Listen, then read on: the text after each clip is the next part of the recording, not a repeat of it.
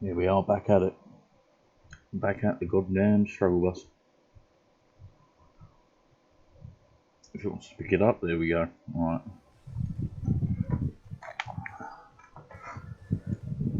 Excuse me.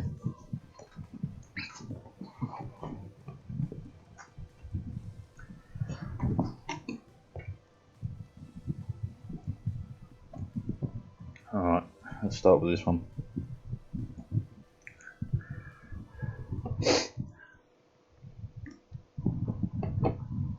Get that struggle on.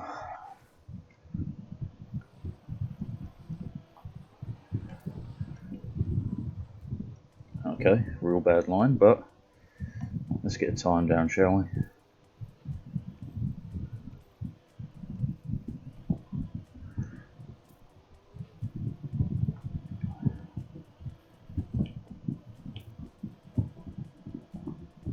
Sure. This is honestly the worst you could do this lap. But sure, let's take a time. 32 seconds. Way too high up the wall.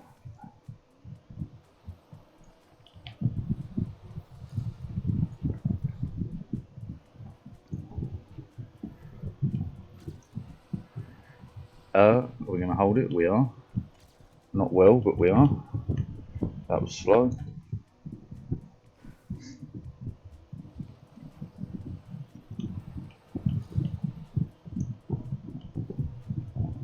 Okay, that was good.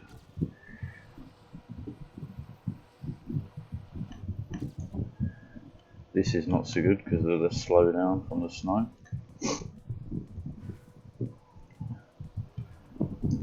Excuse me. Oh man.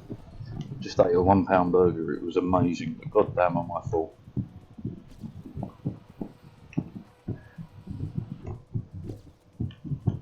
I feel like I ate the entire cow. Oof. Ah, terrible.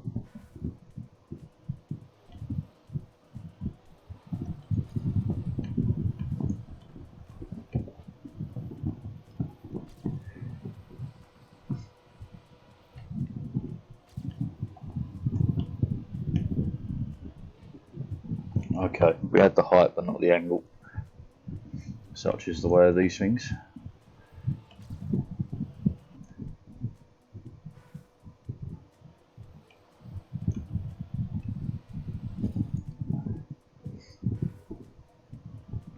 And I can't lose it, can I? Because you just come up the wall too fast, yeah. That is unless I try really carefully. Yeah, no. Excuse me.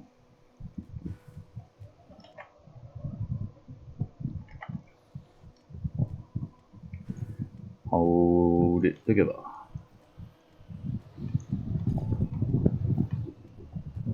This is a dreadful start, but again it's better than his, so we take those. Up the middle, rotate, or not.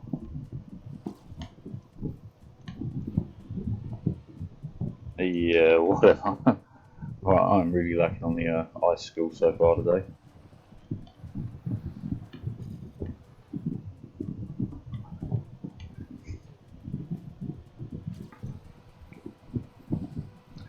Okay, that was pretty good.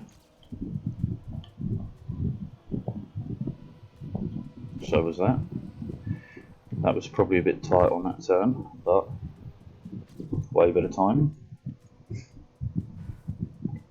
Now I've got a reasonable ghost to chase.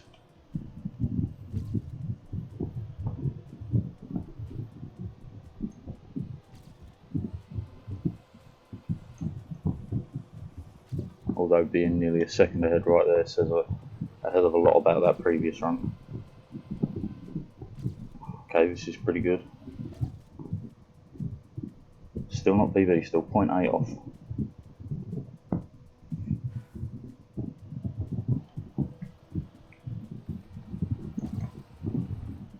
Okay, so that was pretty smooth through there, but he's coming through with a hell of a lot of speed.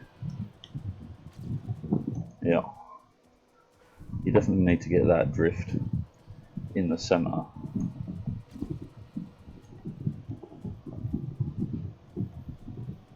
As close to this wall as you can. Not that close though. That was a shame.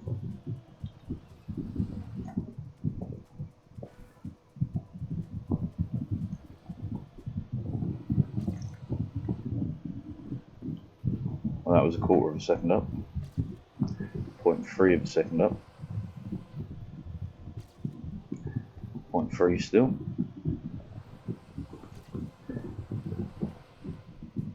0.2. 0.2. Wow, I'm still 0.6 off. Holy crap. I don't know what I did, but I did something right.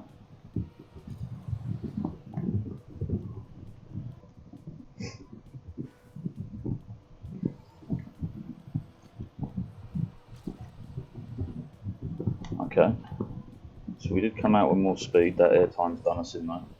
Yeah. Alright. I wonder where that 0.6 is hiding. Certainly not in going backwards, that's for sure.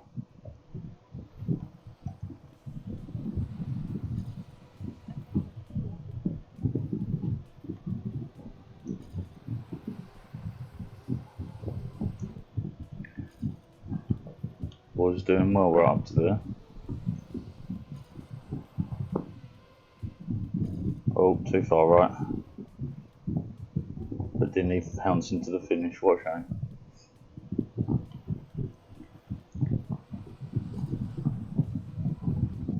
I've got to figure out where that 0.6 is.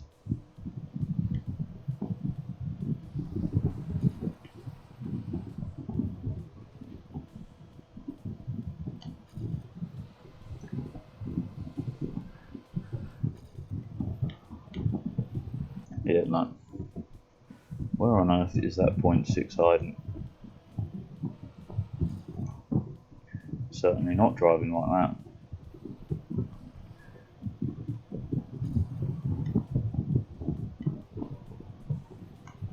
Right, so we are faster. Question is, do we hold it? No, we don't, because we hit the wall. Okay.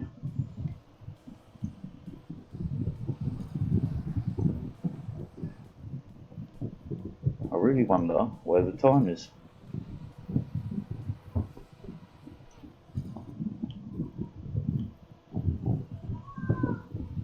Nowhere near high enough, nor enough speed. Hopefully the fan's not too loud. I'll just turn it a little bit to make sure it's not on the mic. Alright. Okay, we come down with way more speed. Can we hold it together through this section?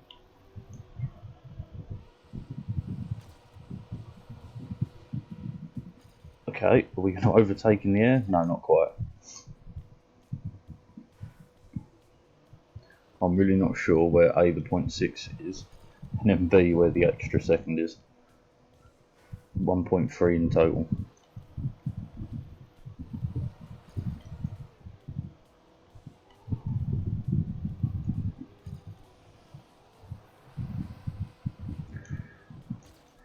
We were going way faster, but had no control. Oh, I have no idea. I have no idea.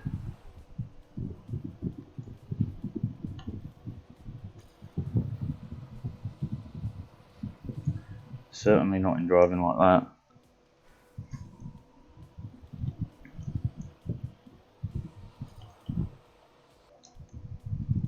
I mean, it's a good way to warm up my ice skill, but yeah, I'm kind of flabbergasted because I have no idea where that's going to be.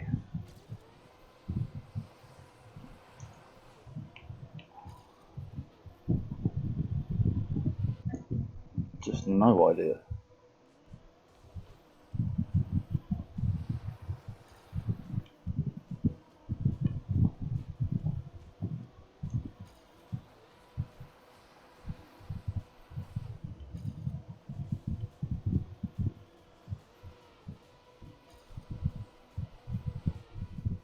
Way too far to the right. Out we go.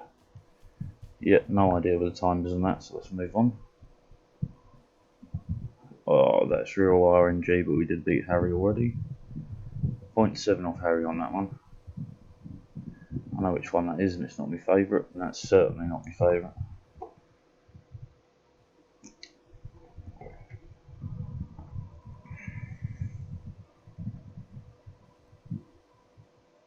Excuse me. 2 thousandths off. How horrible. 0.9 off here, but I really detest that map. 0.2 off here. Which one is this though? Let's have a look. You never know, this might be the one to do it. Oh, I remember this.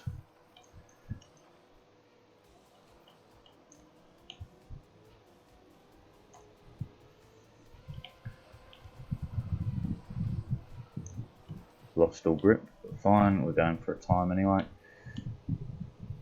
And didn't get any drift there, nor there. Tree, yeah, come on. I was going to say get onto the ice, but no, okay, fine. Spin it.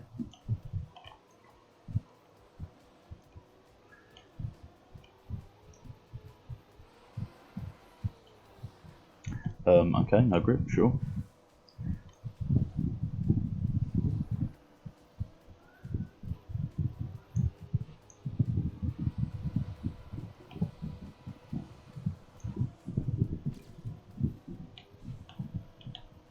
Oh, no drift. Fine. And into the tree, nice speed. If you don't get that drift on there, you're not going to get the speed to come out of it. I'm not really sure what the best start is here neither.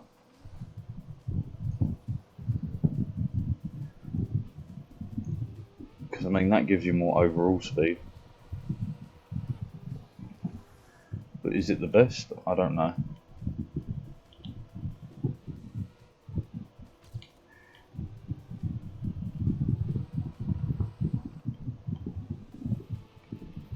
Not great, but time.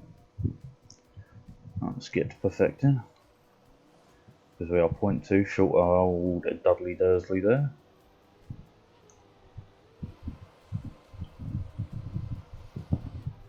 Tree. Ka-clonk.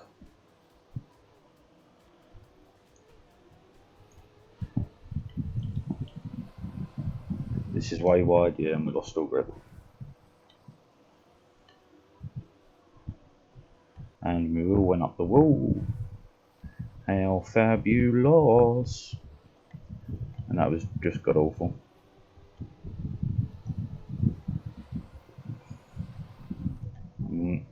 No. We're not have any of that sort of drifting there. Bad angle, bad turn, bad everything. None of that, please.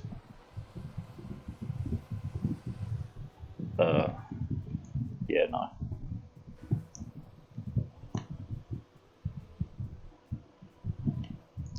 Dreadful. D-E-R-E-A-A-A-A-A-A-full.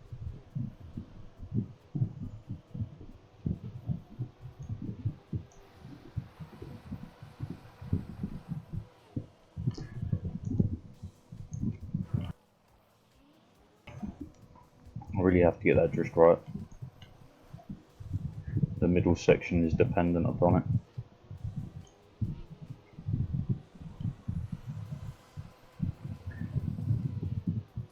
Oh, god awful.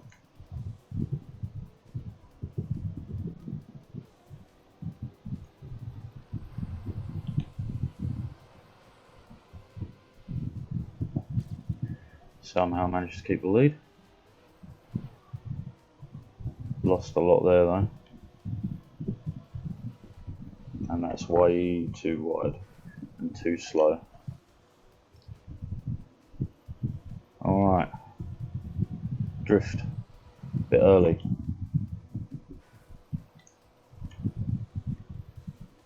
Bad Bad turn, but sure, let's take it.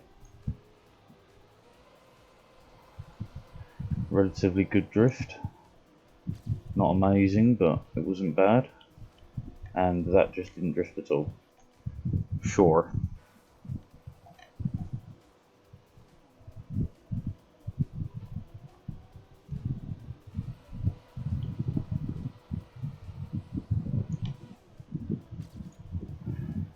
And left. Get that drift on, for Christ's sake. Oi, oi, oi.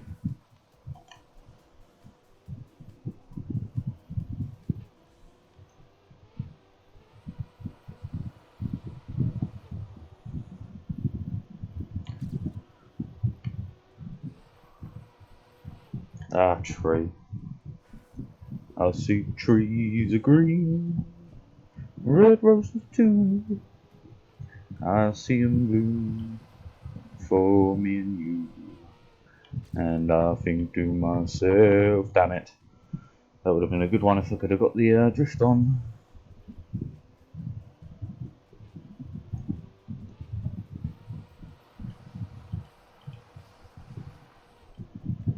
Just skimmed that tree.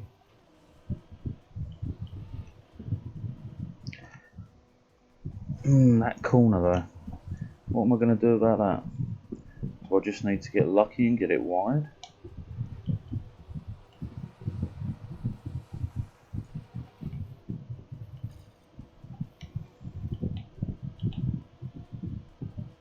Yeah, if you get it wide you can keep the drift going for quite some time, which gives you extra speed going up the uphill, which if you can manage you can turn into a great amount of speed going downhill.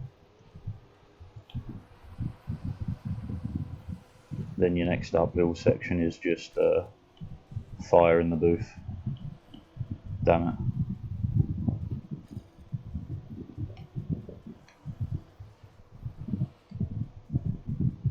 Bing, fly. You're free, fly. No, come on. Alright, it's that middle drift is the most important one. Because if you don't hit that, you've got no ending.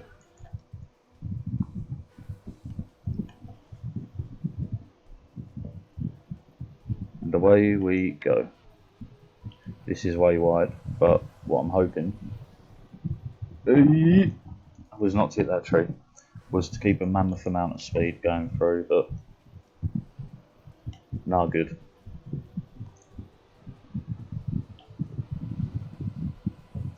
Should be nah good, Captain, nah good.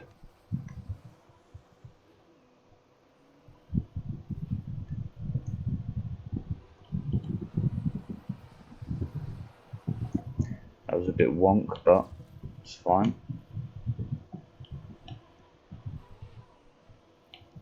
That didn't work out as planned. Neither did this. Stick it in the bin. Start again. Okay, so we launch.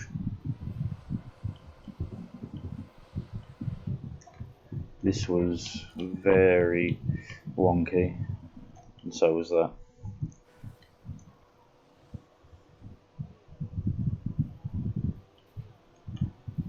Grabbing that middle drift though. If you nail it, too much drift. Still in the lead though, but not anymore.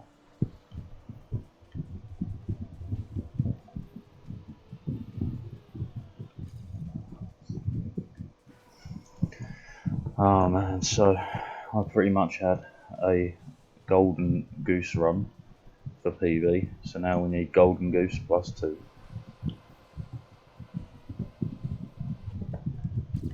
Well, there's golden goose 1. And 2, I just didn't have enough speed to stay sideways to go wide enough to do it. Ay, ay, ay, ay, ay.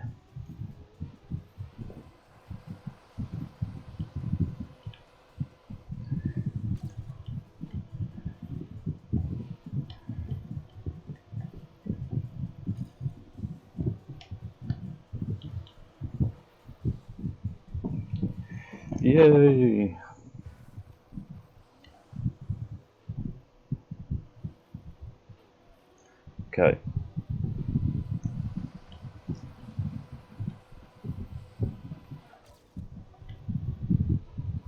Ah, damn it. If I hadn't clicked that sign, that would have been fine.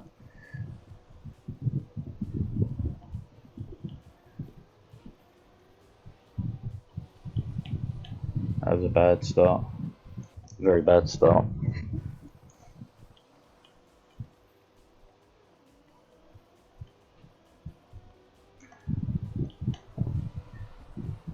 Ah, I lost all grip.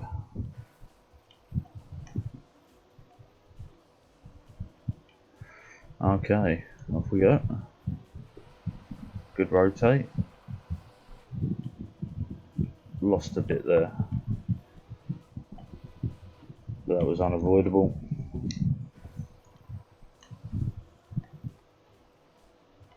I really have to drift that whole amount to make the last section viable, because you want to come through with like max speed to avoid the penalty, or to minimise the penalty I should say, from the snow.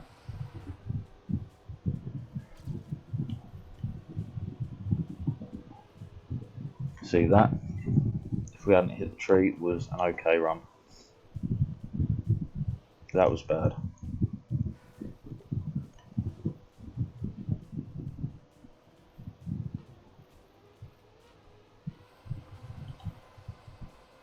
This is alright. No form of slowdown whatsoever so far. A little bit slow through that last snow section, but okay. Too slow on the uphill. Can't touch the snow on the uphill or you're doomed. Okay, so we launch. Through the snow was not what we were after.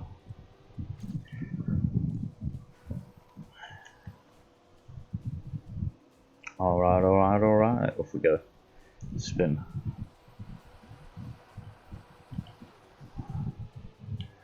Ah, tree. Half a second up though brings us within striking distance of BB. Still 1.1 seconds, but you know.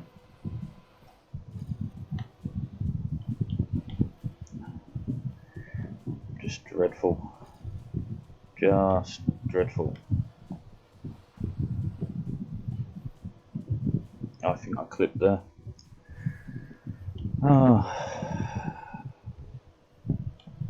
This may not be the one for me today.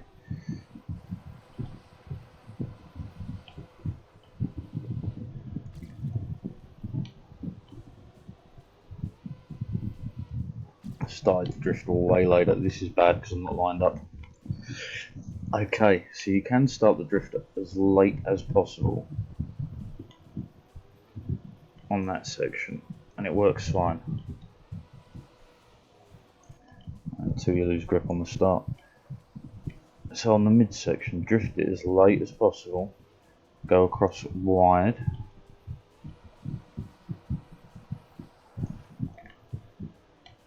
but not good.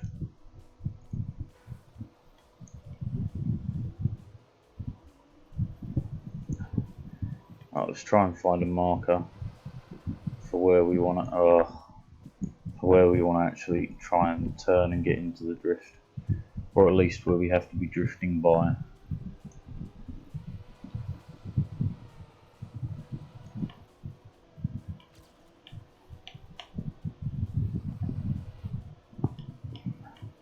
That's not bad, but it's not great. And then we get pulled over here. Yeah. No idea if this map's going to be the one for me today, but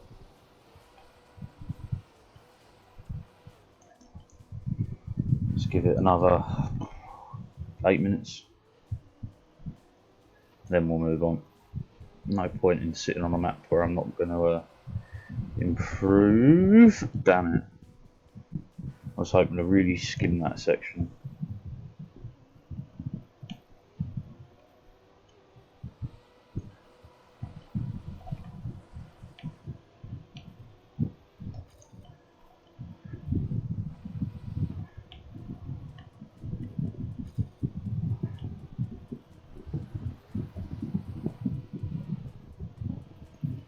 Damn it. Well, you can drift that whole entire ending, which is, I don't know, good to know, I suppose. Kinda useless when you can't get a good time to do the ending, though.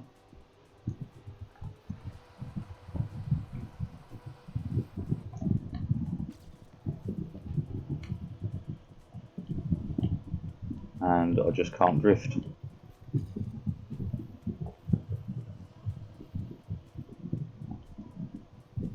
Okay, sure, whatever.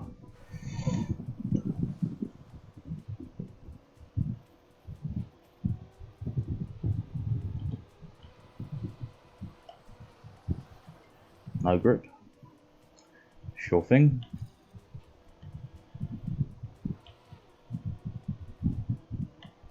And again, just lacking on the drift, I don't know.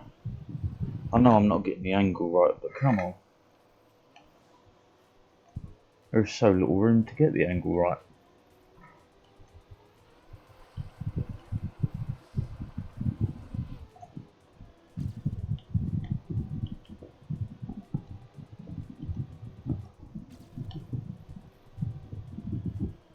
Way too wide.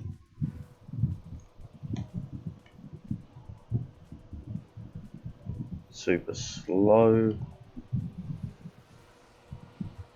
And of course not enough angle. Oi oi oi oi oi.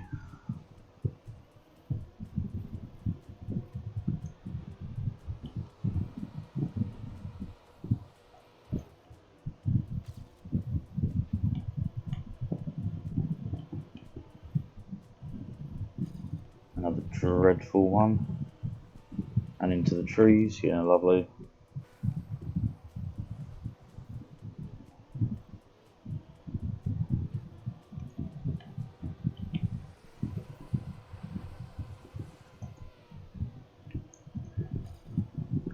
Just, no. Just sad.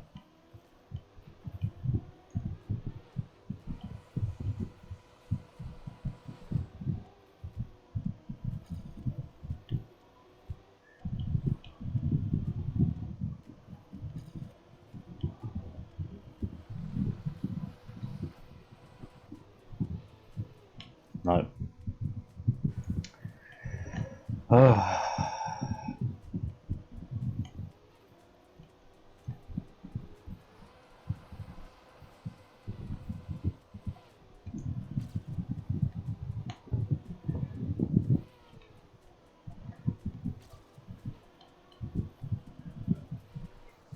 Come through with way more speed.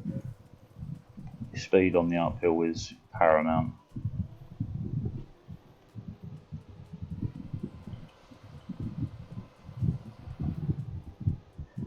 Oh, clipped it.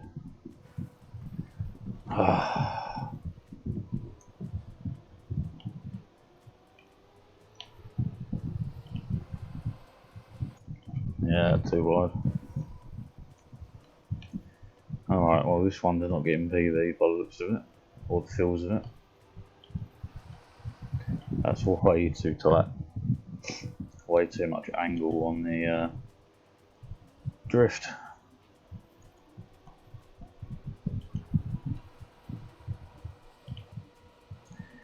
Are you even gonna? No.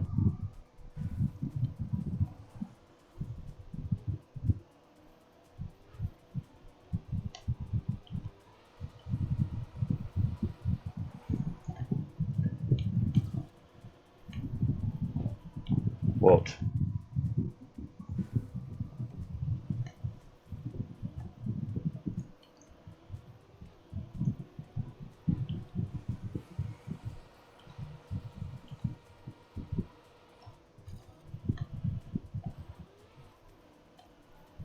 Oh my god. So wobbly.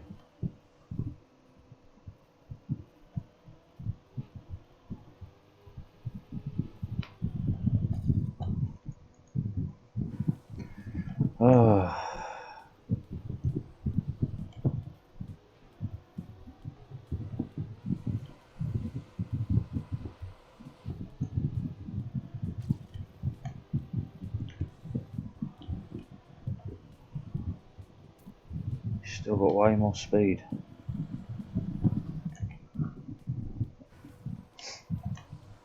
It's just exit speed at the end. If you have enough, it's PB.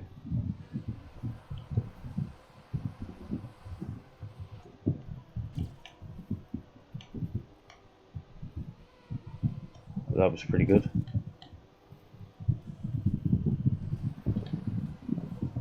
That wasn't the ultimate slide, but it's going to be pretty much better. Oh well, you only got a minute left, Matt.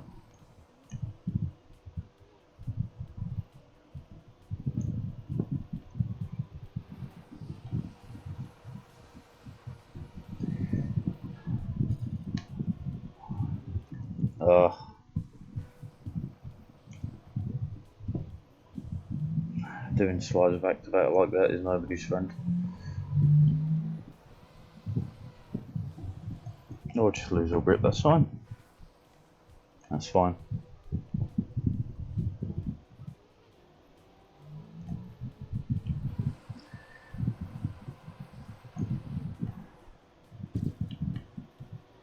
Get away inside this corner, drift it like nobody's business, keep that extra speed, rotate,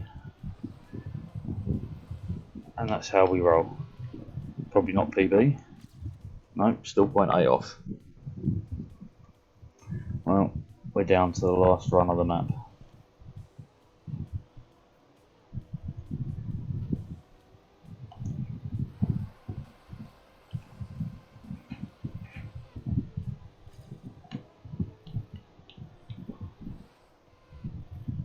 Yeah, nowhere near.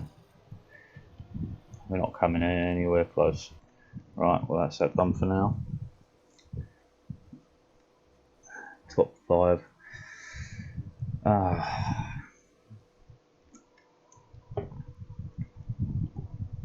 There's old Harry, 16.695.7 difference. Don't know what I did there, but at this point, give me a time, I'll take it.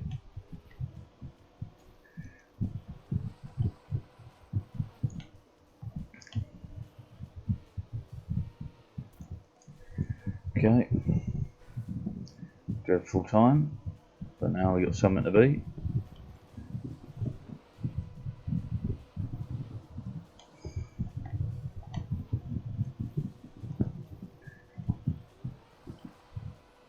Almost lost all grip. Went so bad that we got overtaken by a crap PV, fair enough.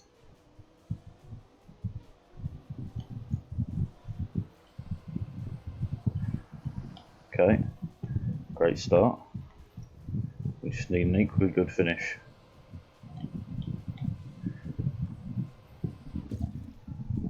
Okay, 0.6 off.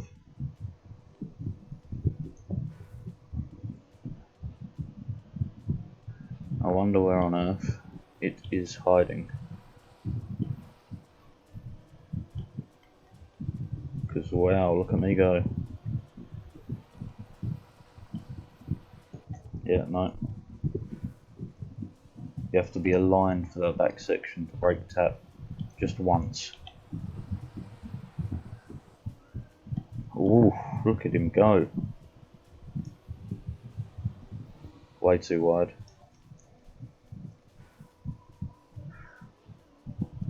Alright, we can manage this. Whooshoa.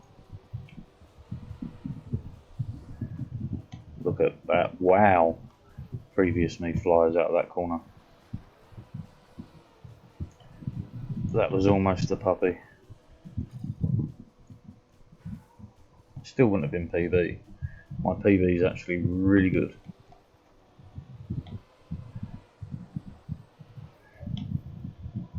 Even trying to keep speed with my current Ghost is hard work.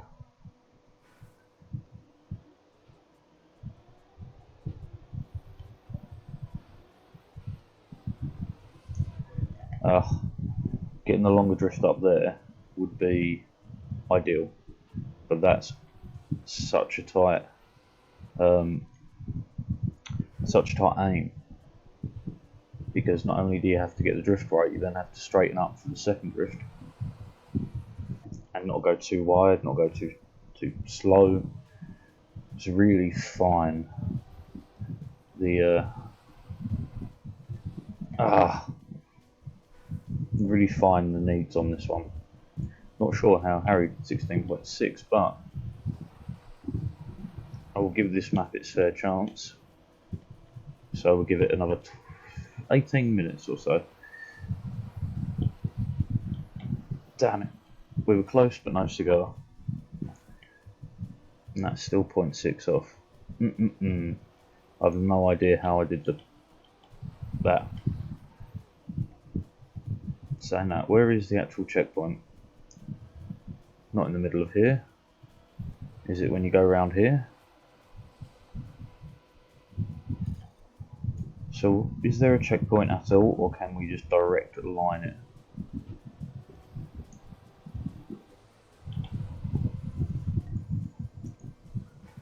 Because if there is no checkpoint, can we not just sneak across the snow?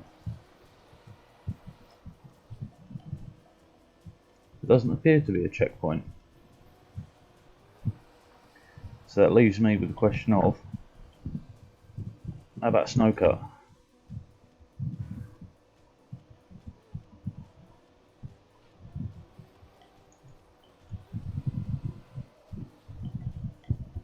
That section is sealed.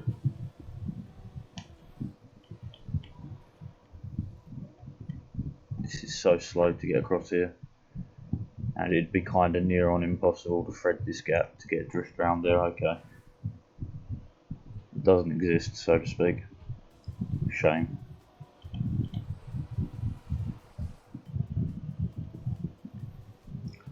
Damn. How the hell did I get a 17.3?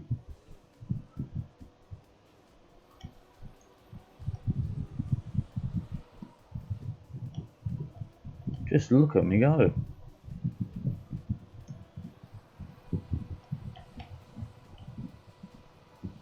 There was like nothing wrong with his lap. How on earth do you squeak out that much more?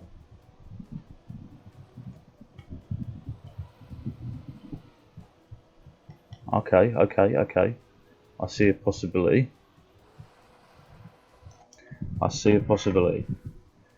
So tapping the accelerator to come out of that drift to straighten up quickly. Not like that though.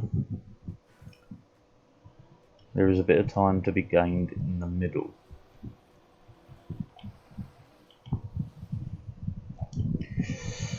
Couldn't stay on the ice.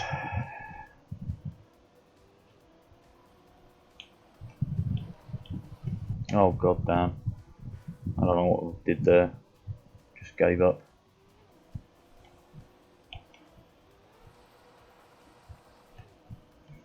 Okay. So like that, we're ahead. Damn it. If I could have kept the slide, that might have been very close to PB. But like, so my start is pretty good. It's just the exit speed is not. That's too much angle.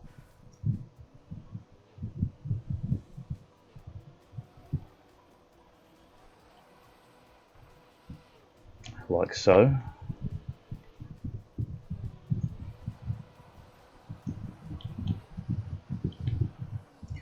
Damn. Even with that crash, that was better than the previous time, so I hold some hope.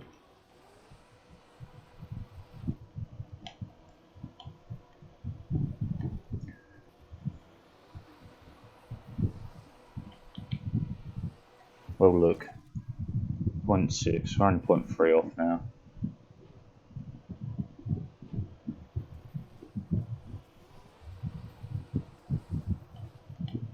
Damn. It was too angled to get that clear, and that's too wide.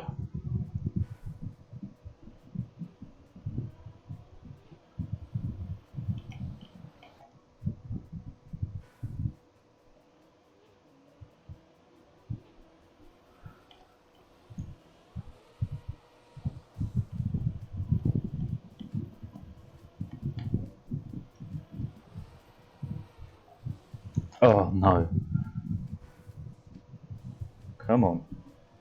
We only need to squeak out slightly faster to gain another place. Another place is more points.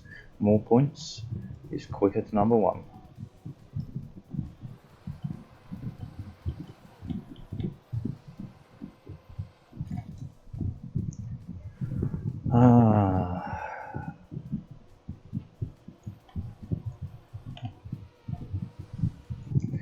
Yeah, not yet. Not quite right.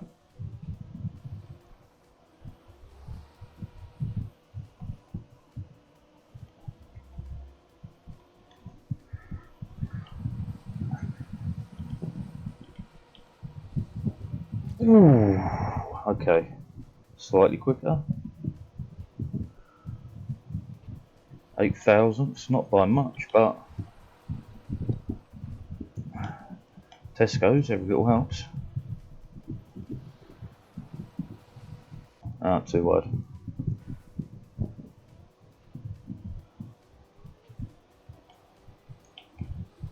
That was just horrid, bad, sucked, terrible, dreadful. Oh,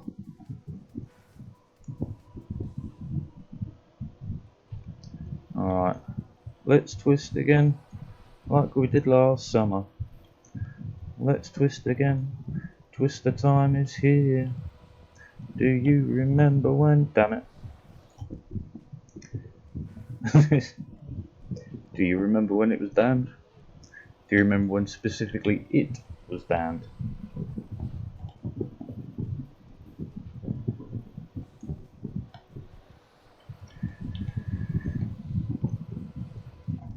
Ah, damn it. Crikey, Steve Irwin. A snail named after Steve Irwin. If you're ever interested in looking up snails. Don't know what would bring you into that sort of event, but you never know. Might be useful knowledge to know. My favourite animal is by far the capybara, king of the rodents. At home in any animal's company, very social. They like to swim. They're just the coolest kids on the block for sure.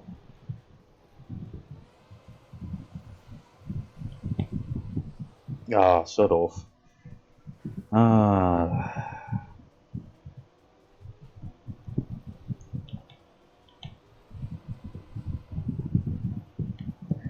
It's gonna catch me a little, yeah. Catch me a lot. Catch me outside, how about that?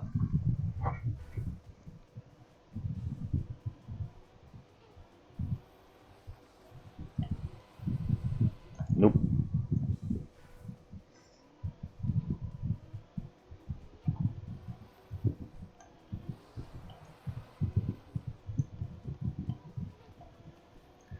We have slightly more speed, but I have no idea if it can be held through to the end. Almost. But not quite. No cigars, no lucky dips, no lottery wins. Just semi-reasonable driving. Too wide.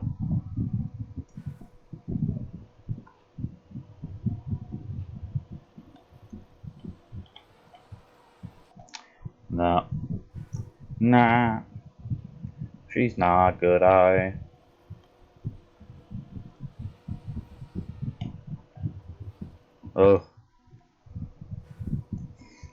Let's write a letter of complaint to someone.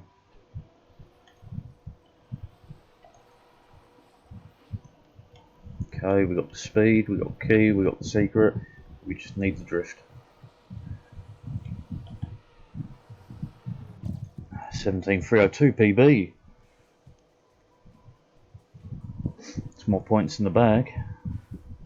Let's keep going. Because that still wasn't dynamite. Although I do realise to do the beginning it's not brake tapping, it's tapping the accelerator to help you straighten out with the extra speed. Although I do tend to throw in a little brake tap just to ensure the angle's good. Just in case anyone else ever goes to play this and they wonder how the hell you're meant to get out of that corner with decent speed. That is how. Damn it. PP. And that's still not a perfect run.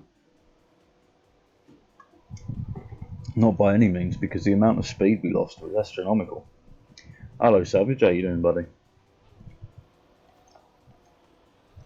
1, 2. Way more speed on the outbound.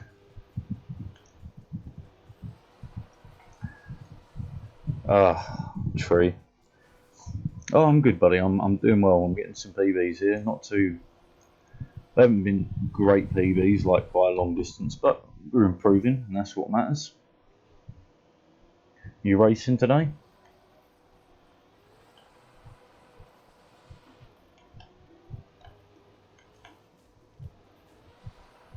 That's wide now.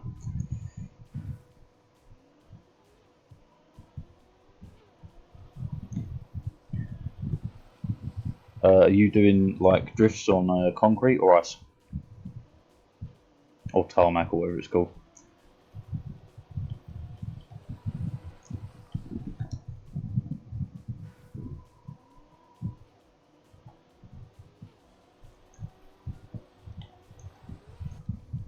Concrete. Right, so we've got a bit of concrete here.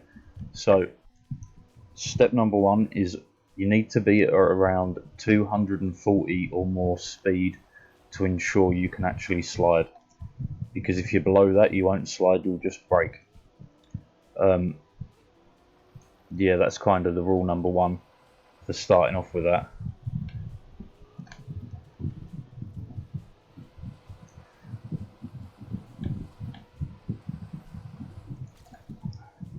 Oh, that's way better. 16.9. Hey, top 50 in the world now. Happy days. Yeah, so you need at least 240 speed to get the drift on. Do not let go of the accelerator when you hit the brake, because then it will just brake, it won't drift. What else is really handy to know for that? Now that's kind of the main things to start with. Once you start getting that down, you can go for all the more technical corners. A lot of it is just getting used to getting used to the time that you spend drifting and when you can start drifting to when you need to have finished drifting in a corner, etc, etc. Because it varies. If you're going uphill slightly into an uphill corner, you have to stop drifting, or you have to start drifting quite late into it, because the uphill slows you down mightily. But again, don't worry about that until you've got the basic bits down, which is the speed and the not letting go of the accelerator and stuff like that. But I'm sure you can do it. It doesn't take too long to learn. It takes a long time to perfect, but it doesn't take too long to learn.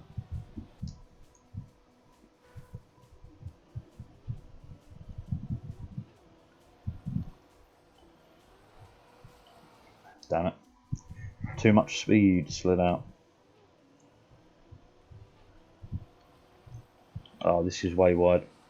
Yeah, way tight, I mean. It was no good.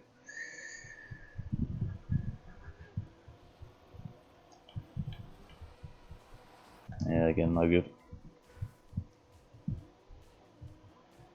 I definitely think I can catch up to Not Harry. I was going to stop doing this map pretty soon, but after that PB, I would rather not.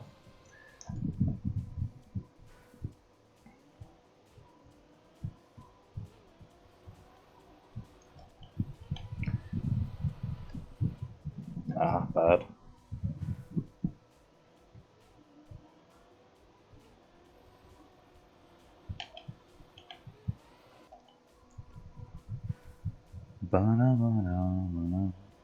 But yeah, for sure, speed is the most important part on concrete for drifting. Too fast, not enough straight.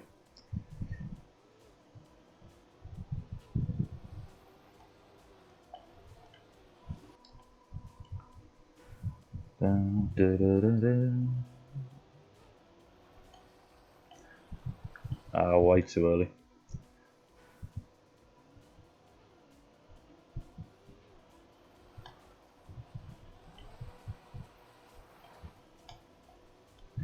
Damn, my PB is good now.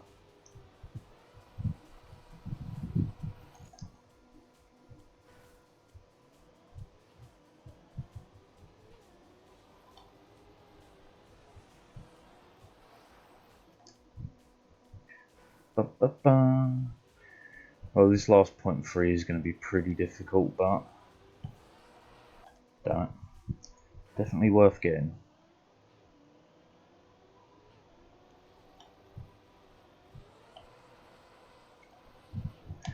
Only a little bit behind. He screws up on the snow. If I could, not too wide. If I could get that on target, we would be a golden.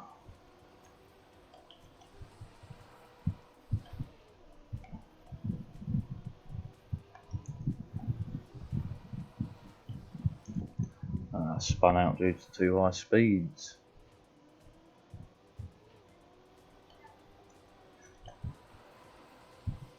That was almost the drift I wanted.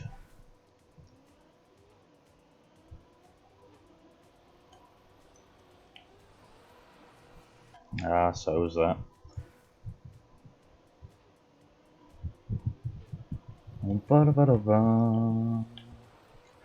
Oh god, awful.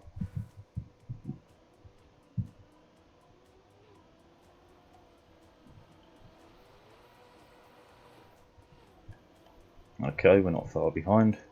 Again, he screws up the end, and that's too wide. Come on now.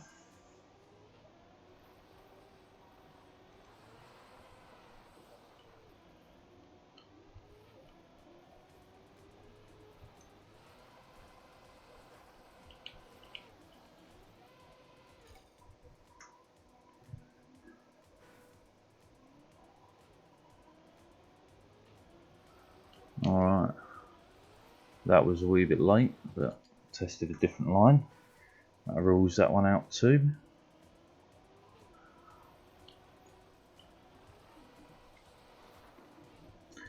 Rules that one out as well. I have to get this super fast out the gate drift. No. As long as I can line up with the ice afterwards, I can get drift at the end. Or at least I believe I can. Too wide.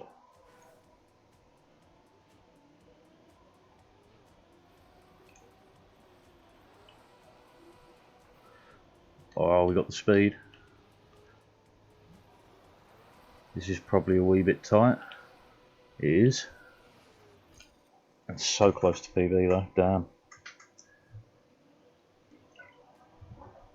Alright, let's take a minute. A minute to have a breather. Because that's an hour worth of ice sliding done already. And I think this is the first time I've PB'd so far.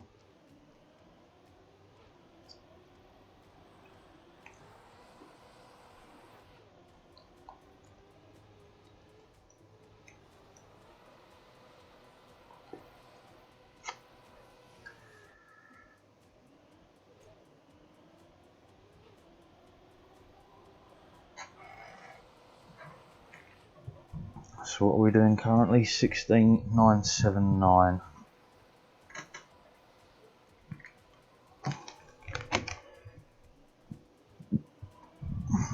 Which pretty much leaves it down to getting the kind of perfect ending.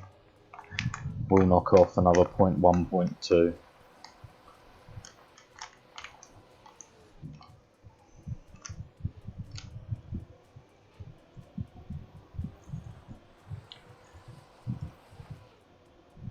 See, because if I could get my PB start, the ending only has to be marginally better.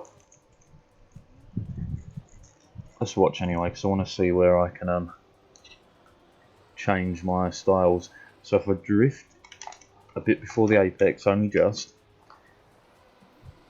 and you can actually go middle of the path to do the ending drift. Okay.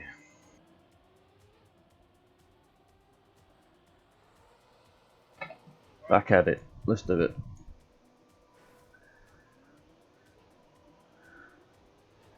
So only slightly before the apex. No.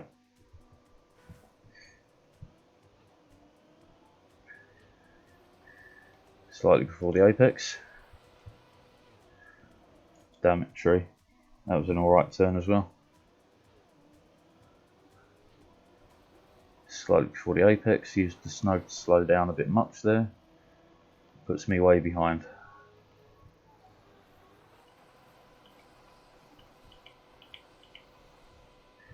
Even though that was a real good ending.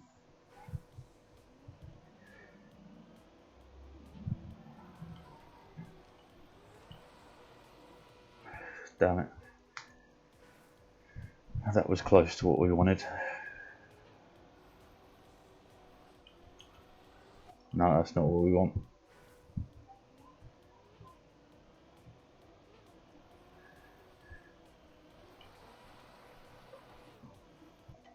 Not quite.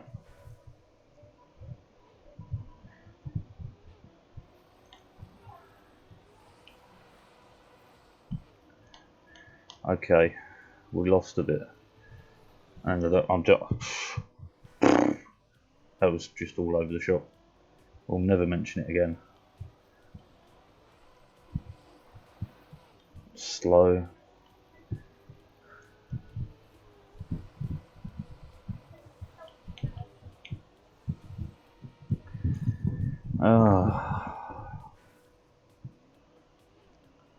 Well, I've already improved by 0.4. Any more is just heroic efforts.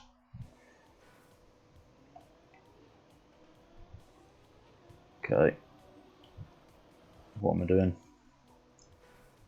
Just throwing run off the run in the bin.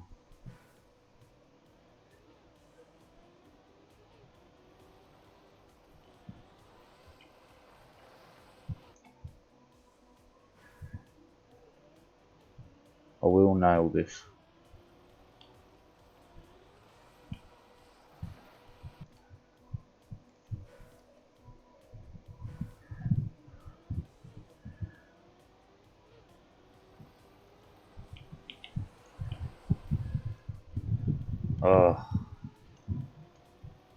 He just gets out of there so clean.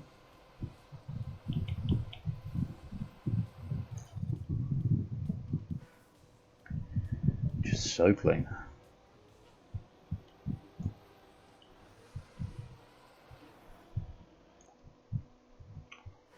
Oof.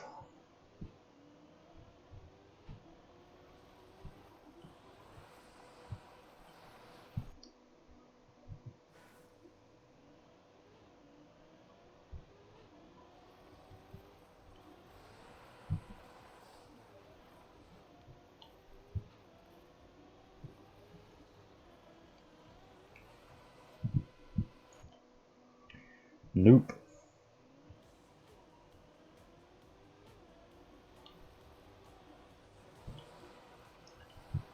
Nope. Oh man. Come on, just give me one start that I can work with. Or don't.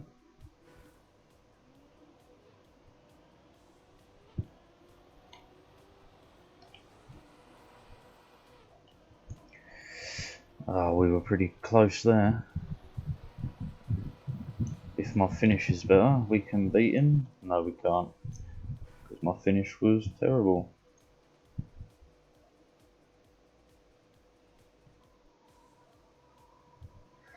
Okay, let's go again.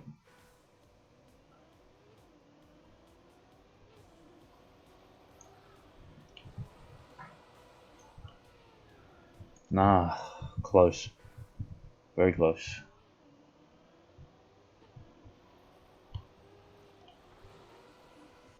Way too wide.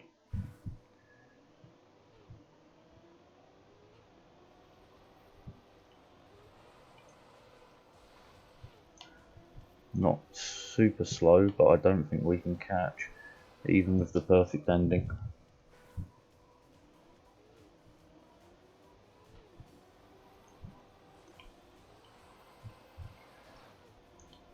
Okay, we're close. We were right behind him. And we went too wide, of course we did.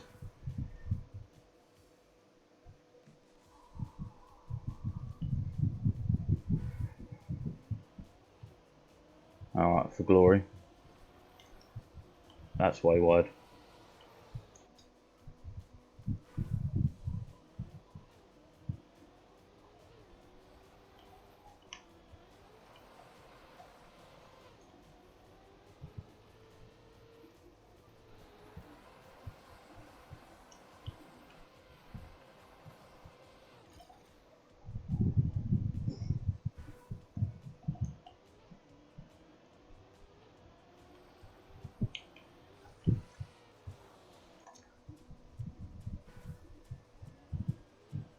We will get this. Yes, sir, Bob, we will. We actually have more speed than our previous. I only needed the ending to stay on, and we would have had it. Close.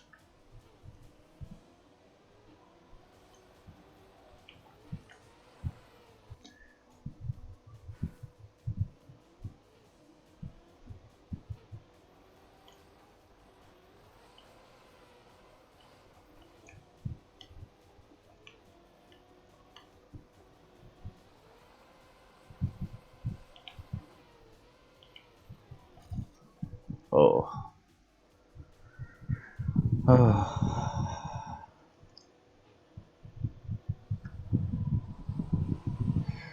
Top 40 in the world.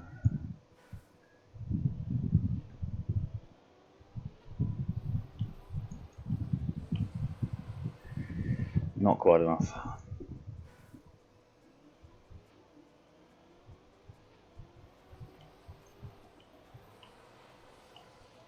Damn it.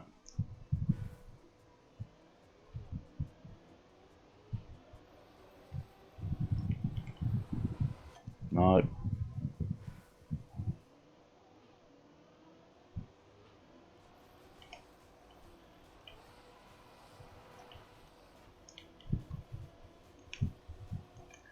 We were doing alright up until that middle section where I absolutely ruined the run.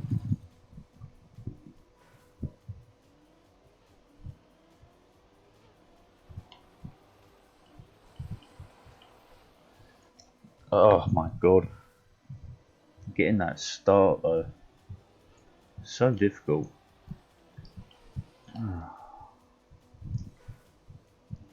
Because like he's just hugging the bend like perfectly.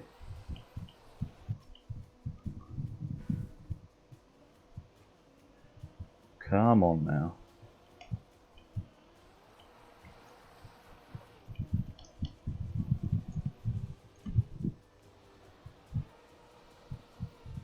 Way too wide. Oh, draining.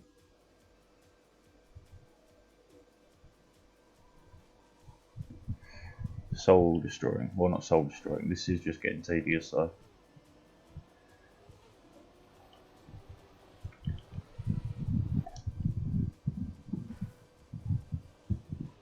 All on that one start. That one good start has it.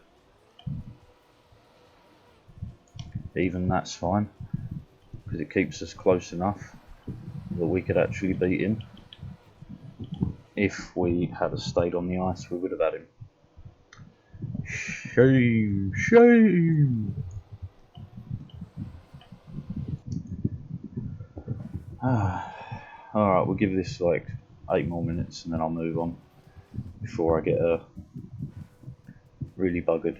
I'm really bothered by this map.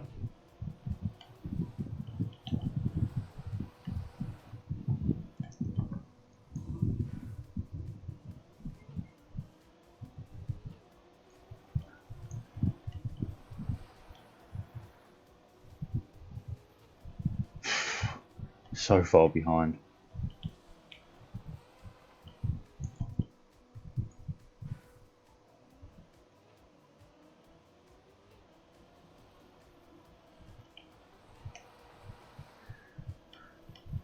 Alright, not that far behind. An epic ending would get it. we're not going to get an epic ending.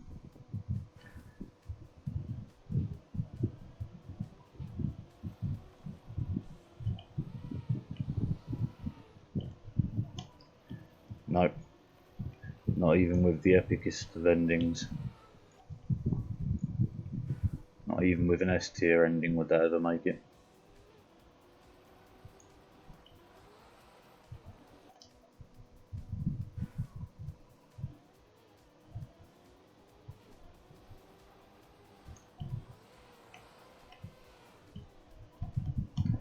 Yeah, too much time on the snow.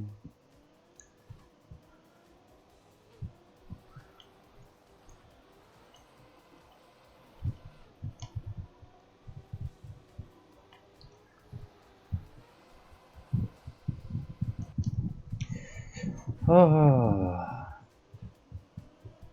dreams, dreams, dreams, dreams, dreams, dreams. Well, we are close enough that a good ending would win. And a terrible ending would just suck. So guess what we get? Terrible ending, yay! Sign me up for more.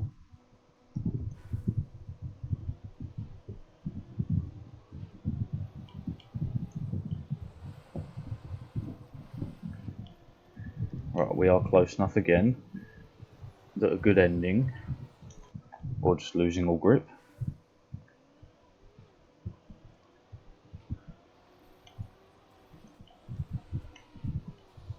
I am once again asking for a decent ending. Please give. Kiss it now.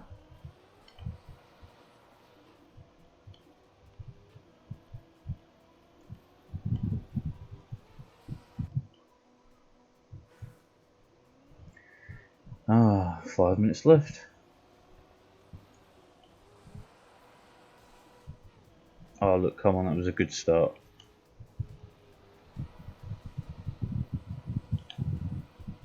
Yo. Amazing. Okay.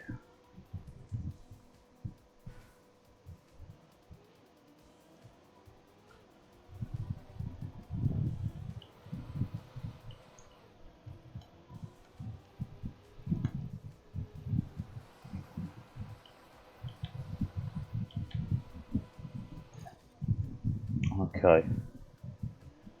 I mean, we're 0.1 short, that is real good. Considering I started this not having any idea where the extra 0.7 was coming from. So we've gained 0.6 today, just on this one. This ain't it, G. That certainly ain't it. Alright.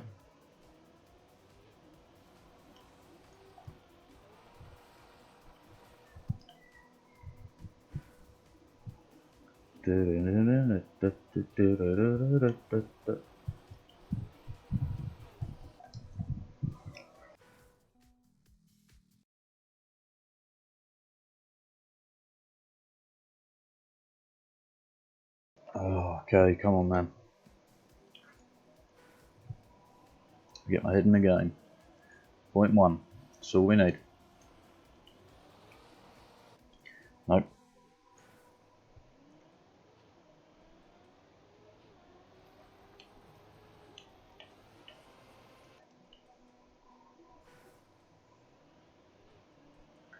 Point 1, and that's definitely all at the start.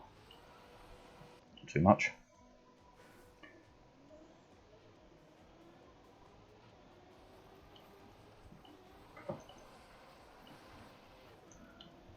Okay, we got about neck and neck speed.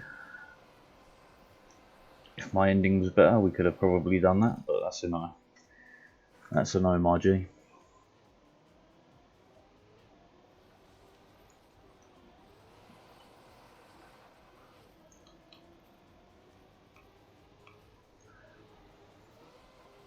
Yeah, no. That was going off. It was going off, my G. Don't even know who that's supposed to be an impersonation of, but whatever.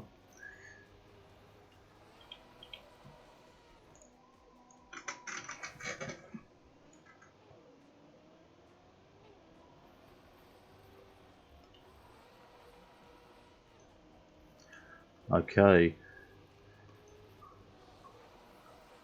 An absolutely fire Alabooth ending would have done it, but we didn't get it.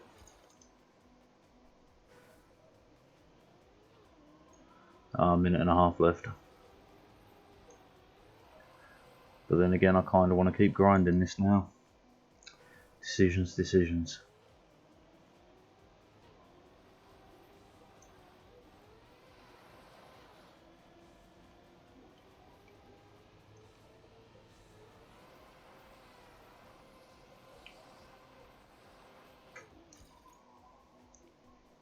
Savage, if you're still there, what do you reckon? Move on to a new map or keep grinding?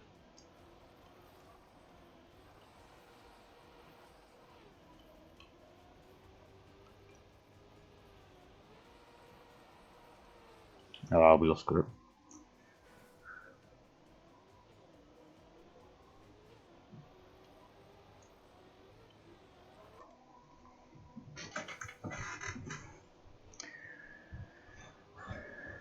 With no input from our friendly Savage, I'll definitely go for a new map then. We have the speed though. Lost grip, damn. Alright, last run. And we're out of there. Oh, 6k to go.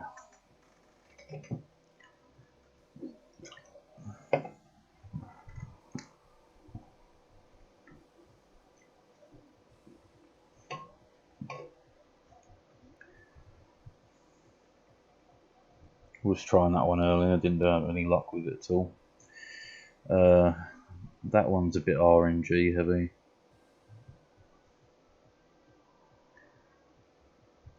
That one I sweated out for that score as it is. 0.3, I don't know how to gain it on there. 0.2, I remember what that is, but that's just a bit of a pain. But fourth with 0.14 off, sounds like I should give it a good go. Ah, yes, this. Okay.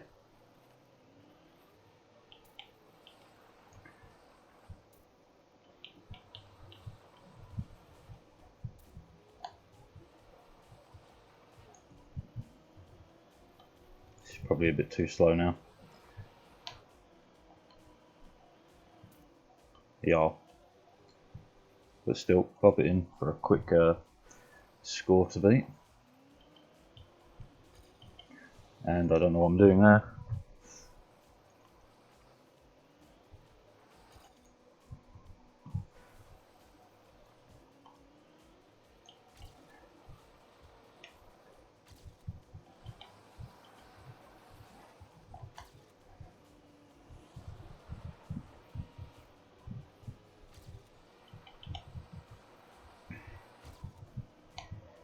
Hey yo. Boom, number one. Holy crap. 22nd in the world.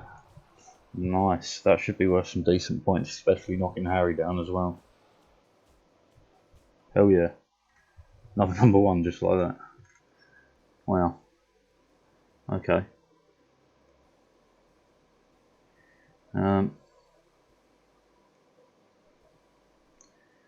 I remember what this is. Let's give it a few runs.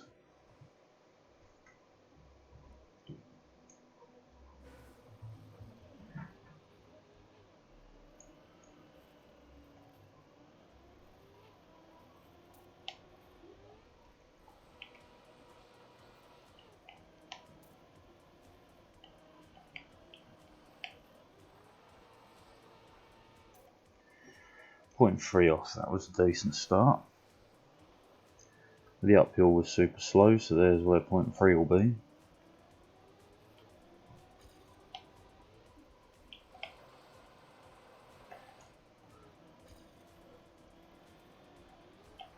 Ah, airtime. Yeesh. Can't be having airtime. Airtime is too slow. Oops. I will ignore that too.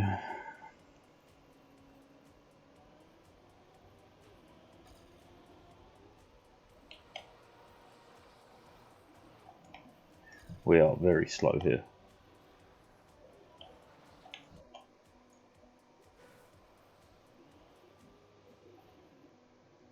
Straight into the pole.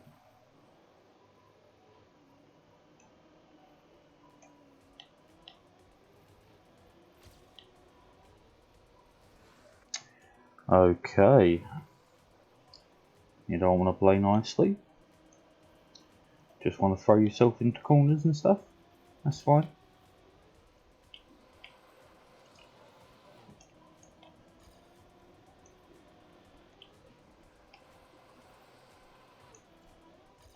Wow. See, that airtime really slows you down then. Even if you are landing into a drift.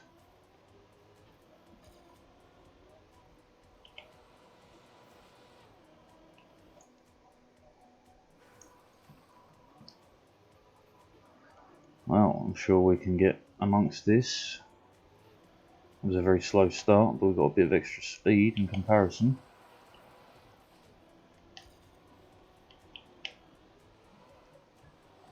Oh, damn it. We shall overcome. We shall get there.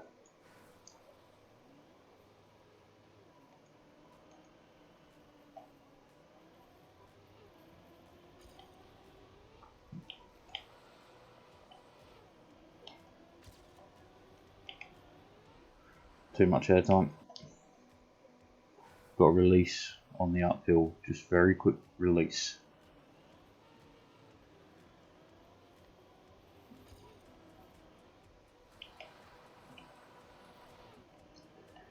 Very quick release. Oh, dreadful. Alright, again.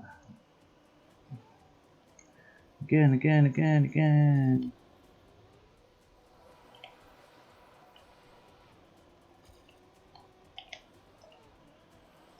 Damn it. That landing was bad. AKA my driving was bad. That was my fault.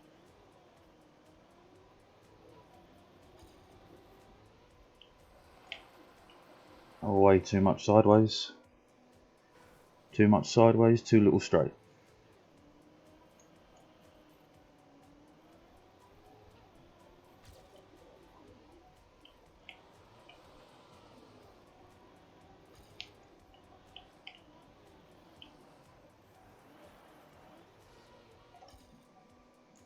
Ay. Come on, I'm 0.3 short. Let's be having you.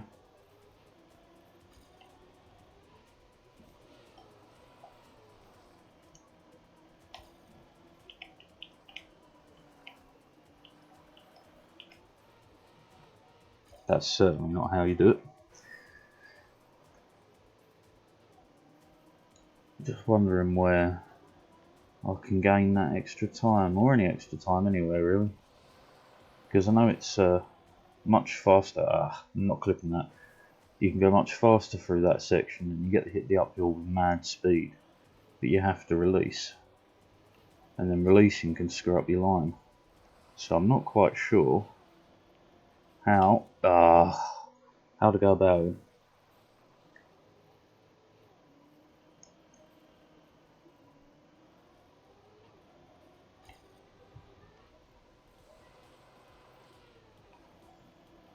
Too far left. There's got to be a little. Oh yeah.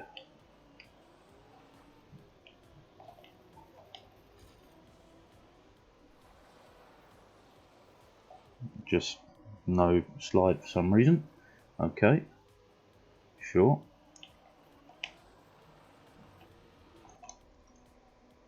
Don't know if drifting this out is a good idea, but let's give it a good go. Yeah, no, you come way down. Let's try it close to the right this time. Before I write it off as a waste of effort to drift this corner. Close to the right corner, drift. I mean, 0.1.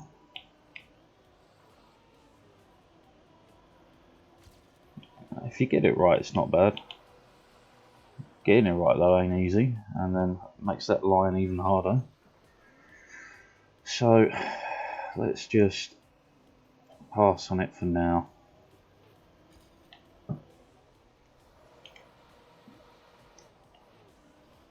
Oh,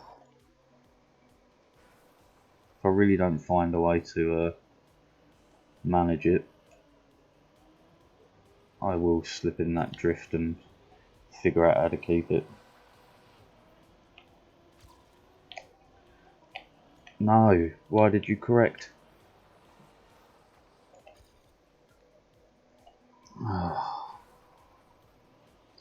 Come along, we can do this. We got this. Good turn, no drift speed though whatsoever.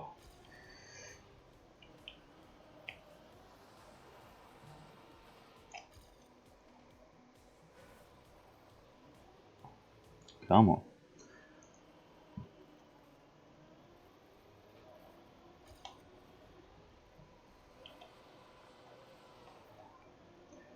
Oh, just what am I doing?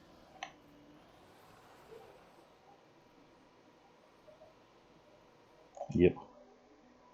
Yep.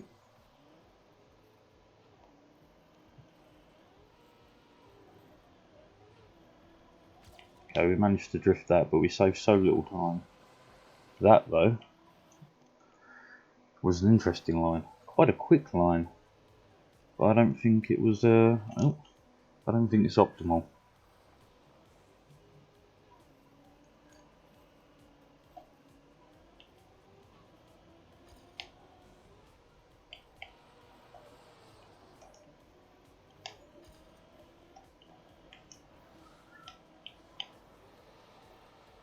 Ah, we were chasing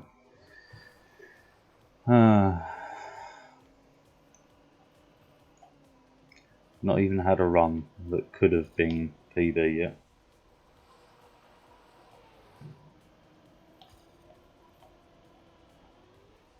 Airtime.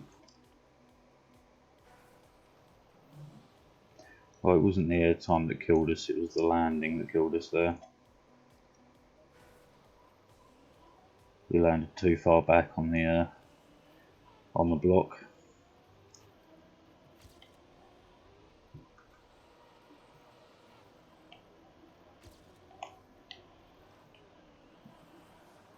You bugger, you bugger, you bugger. Oh, heartless. Come on now, give us a sniff. At least get us close. Just sniffing the PB time would be good. Too much air.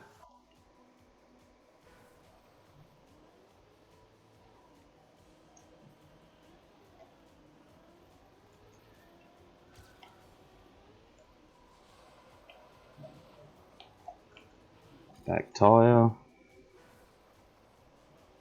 Christ alive. You only need to blow the bloody doors off.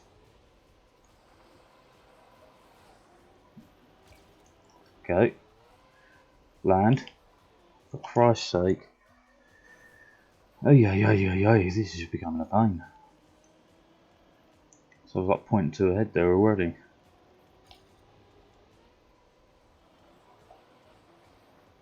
I whip my car back and forth.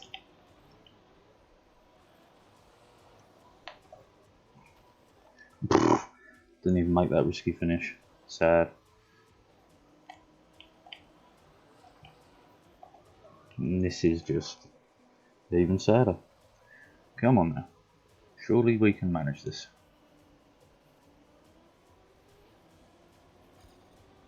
This is way early.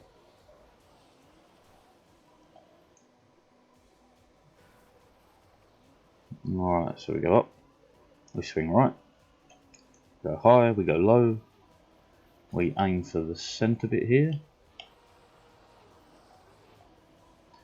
Okay, we drift, we land, we drift.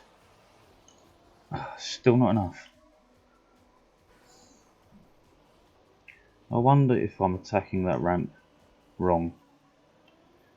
Maybe I should be using it as an actual jump off point.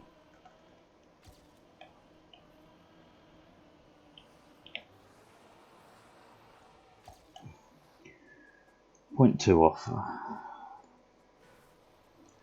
I mean, it's better, but it's still not what I need. I need a whole 0.5. Half a second, that's what we need.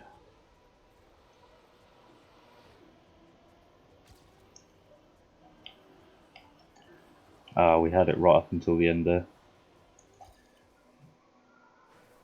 I think because I lost faith in it.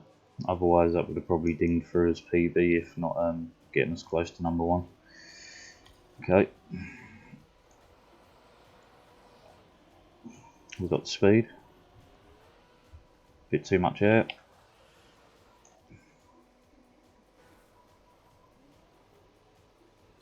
It's getting the release just right on that uphill. I won't lie, it's an absolute pain.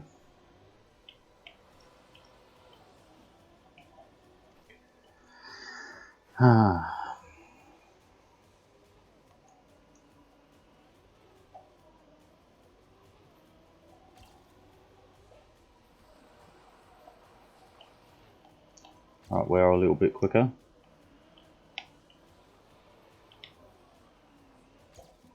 .651. Now we're knocking on the door.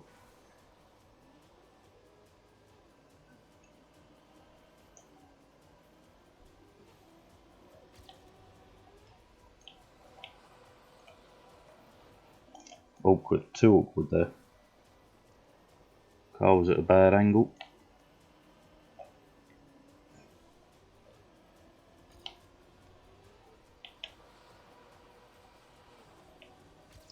Okay, but this is not. Screw you. Bad engine drift though. Just didn't want to slide. But we can absolutely do PB. I've seen it in the numbers. Feel it in my waters, in my bones, in every possible place to feel things. Damn. His name was, it was you, damn. Alright. That was a pretty bad start, but it's not over yet. Ain't over till it's over. Except for that turn, damn it. Unless you get that tiny triangle and slide straight through, that area is a dead run. But don't get me wrong, I've done it. I've threaded that triangle once or twice.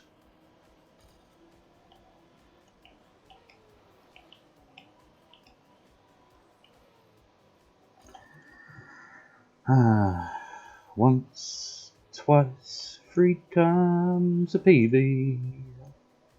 And I know I'm close to the next one.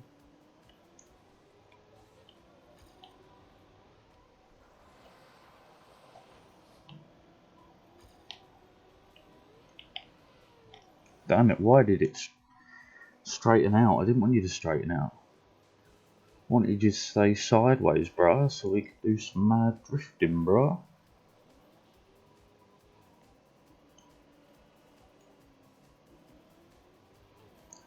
Okay. Oh, that was looking good too. We had the speed advantage.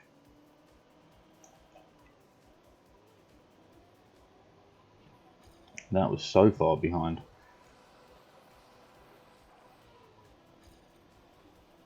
Okay.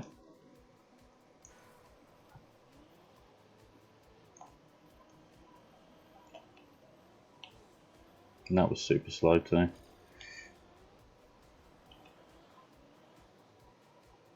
Yes, as intended, as planned. My evil plan is coming together.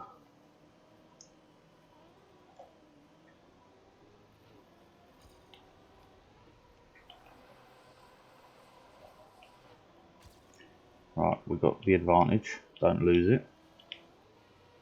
We lost it.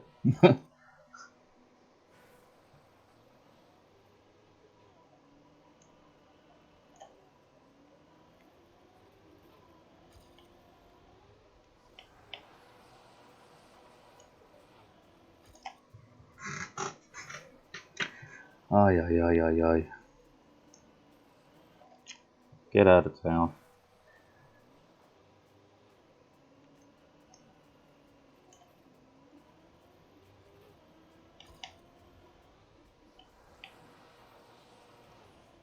Oh, no, not quite.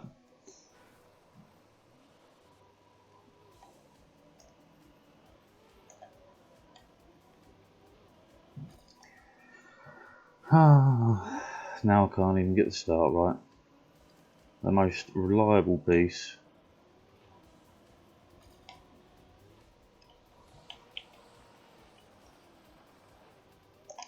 Sure.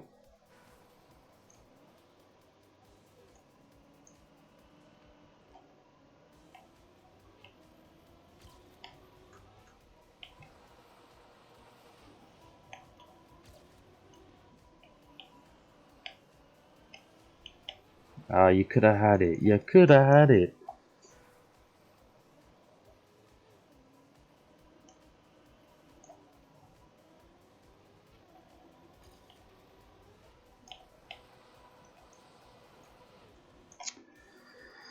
Oh.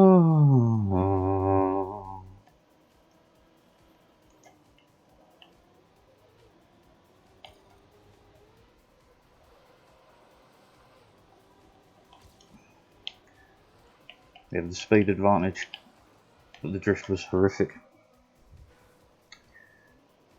I just have to release on the hill. See, when I get the speed, I don't want to lose the speed, so I don't want to release, so I don't. But that's wrong, because you have to release on that section, and we got no grip, no drift.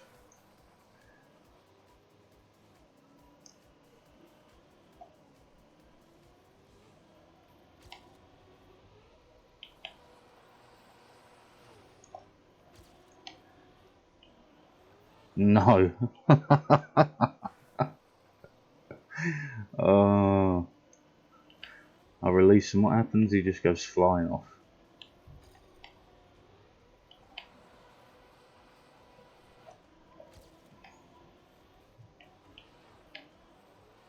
Screw you, PB. Screw you. Screw you and your lovely line through the end.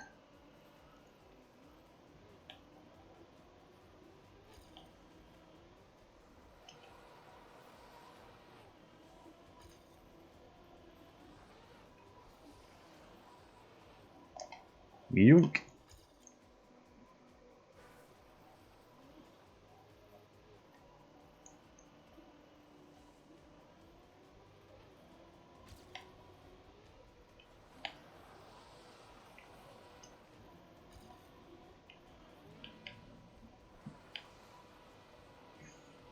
Really, really overtakes me right there.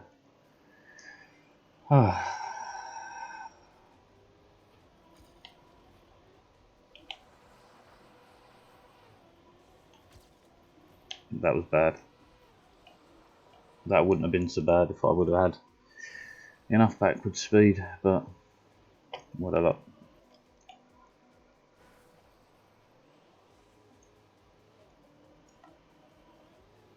Oh, 5 minutes and I'm taking a break.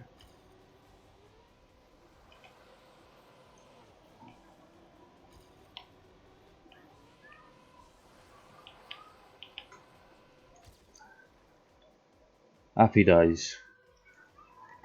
The engine was crap, but it's still an improvement. Stop that controller, behave. On that note, we're going to take a couple of minute break just because I've seen so much ice. It's beginning to do my brain in. Alright, back in a bit.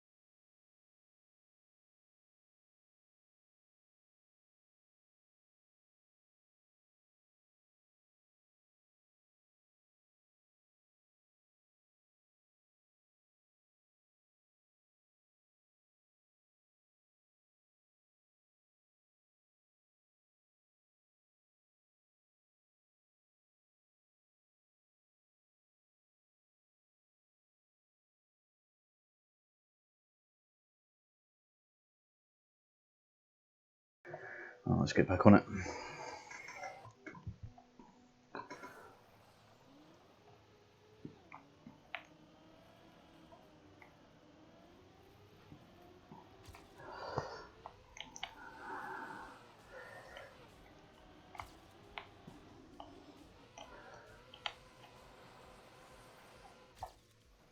Wow. Okay, yeah. Well happy with that. We're hitting 55k. We'll actually go higher than that. We actually have quite a few number ones now. 1, 2, 3, 4, 5, 6 number ones. We're coming up to the 25% number ones mark.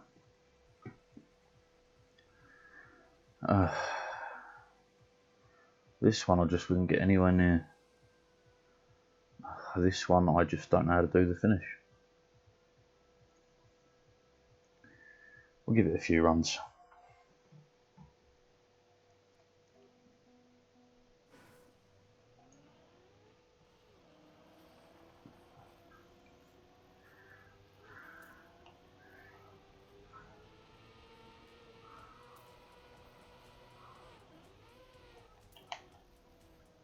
That's bad. Get away from the wall. Ay, ay, ay. Well, there we go. So the actual beginning of that run was pretty damn good.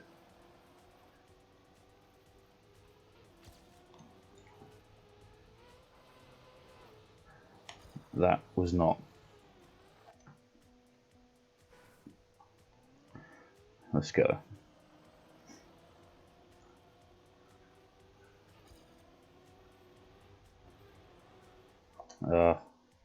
Trash.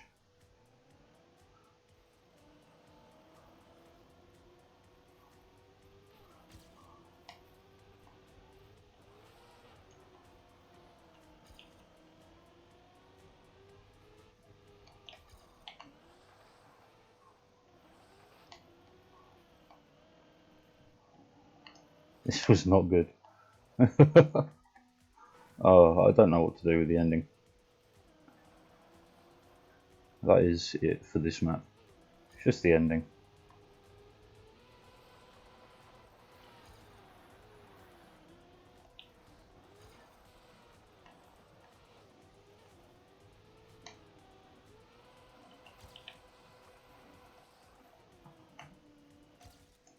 .24 flat, still 1.1 away. I have no idea.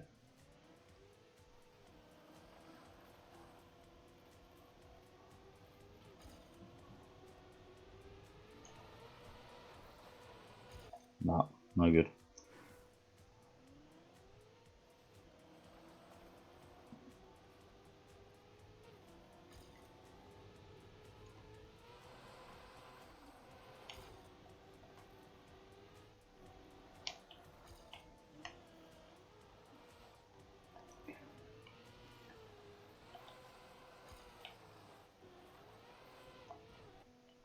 Not a clue.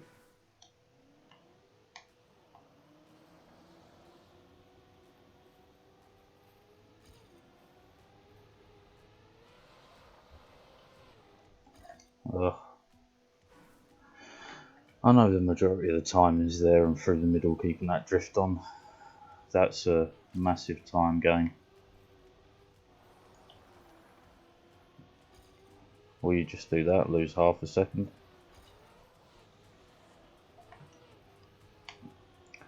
No idea if that's what you're meant to do. 23 flat. That was close. Okay, we might be able to PB this. Don't know about the whole 0.4 to Harry, but maybe.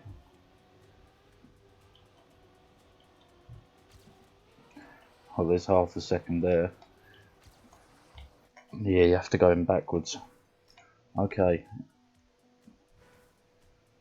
So we're going backwards. We catch the drift. You know, maybe we can catch Harry. Damn it.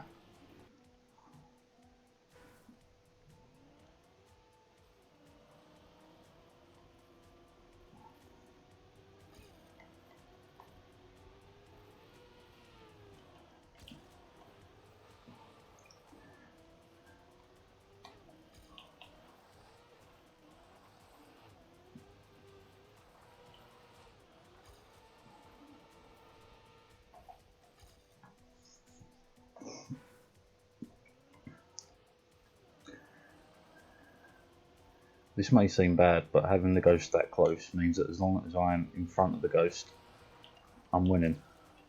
And I just couldn't keep the drift there.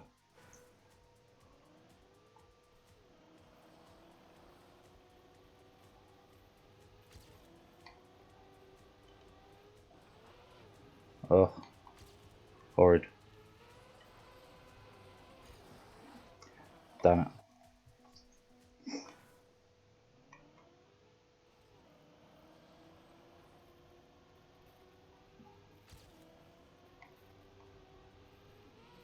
Touching the wall, yeah.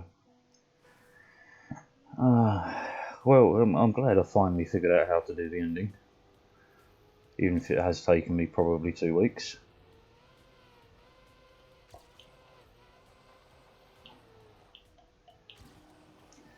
I lost all my time gained due to screwing that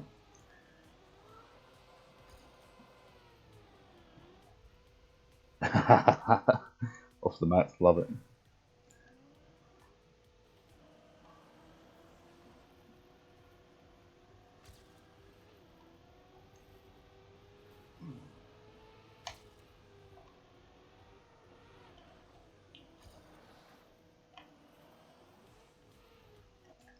Yeah, no, you have to keep that middle drift. If I don't keep it, I'm done for.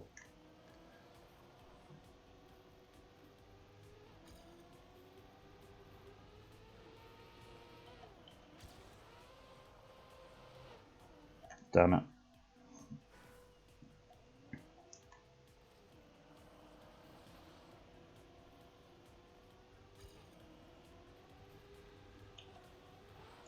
No, I don't know what I was thinking of there. Oh, yeah. Come on. We know what we need now to get to the end.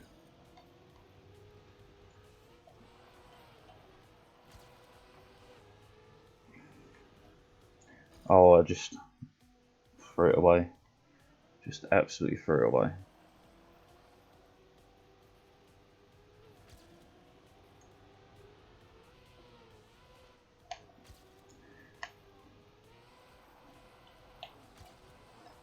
Too early.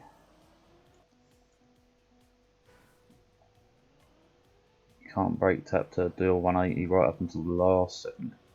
Well, I say do a 180 to turn your car back to front.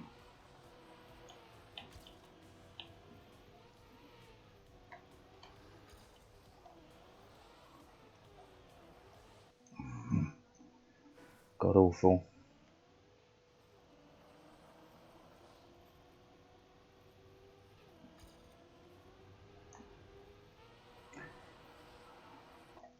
Of course.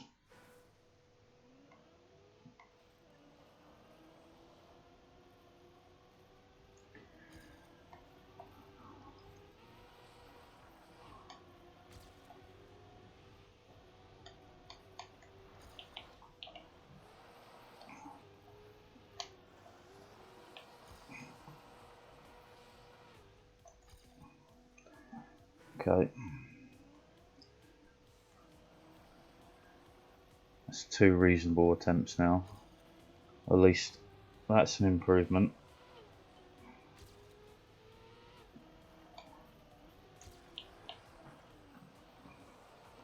Clipping that wall is the end to your run. So you kind of have to go close, but not too close.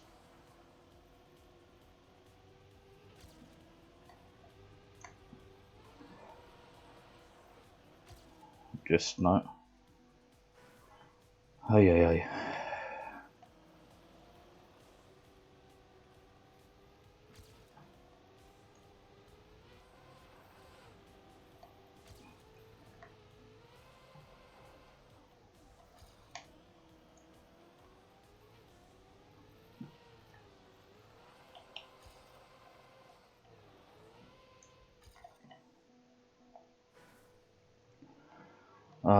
See, I know I can do it. I just have to get a good middle and then land the ending correctly, or just screw it up.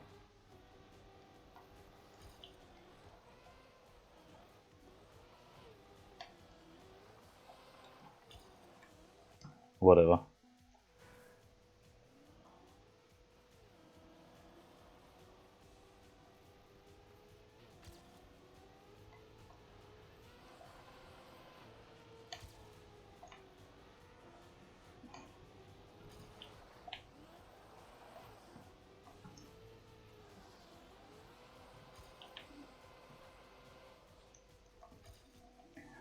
Oh my god, this is horrible.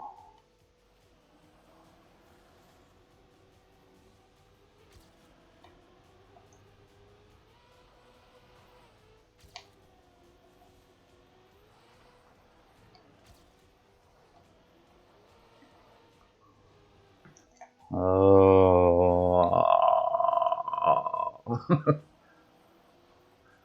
man, just give me a decent run.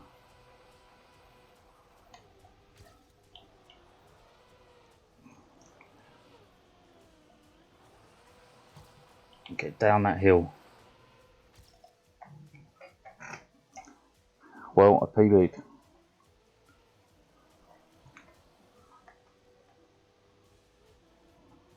Oh, honestly, no more. 55,357. I wonder if it's updated since the number one.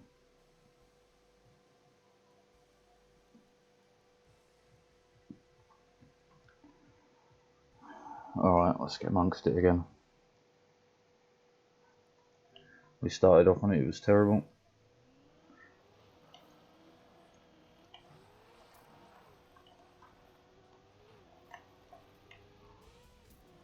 Dreadful. Even worse.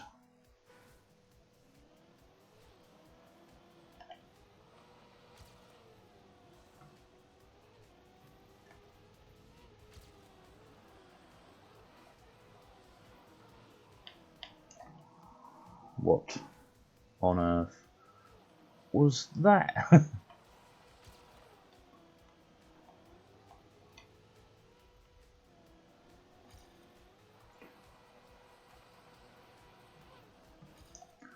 Oh my days.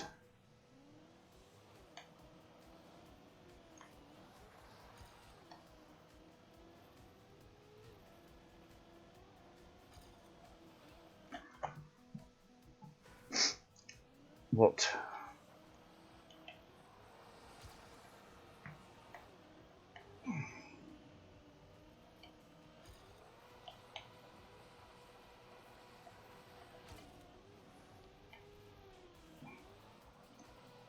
So not enough speed.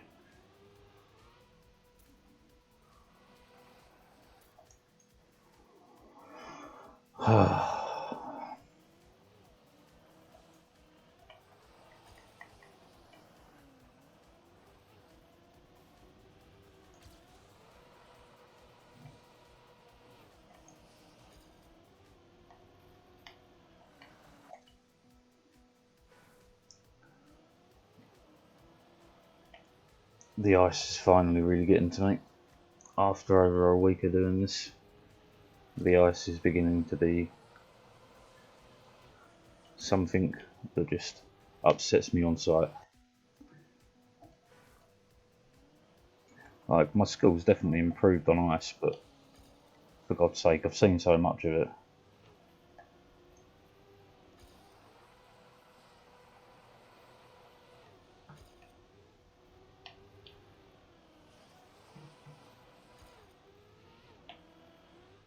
Too wide. Oh.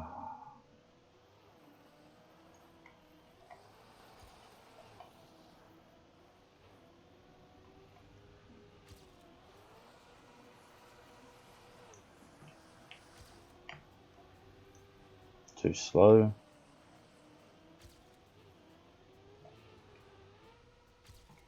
Still going to be better than that time. 1.4 short still.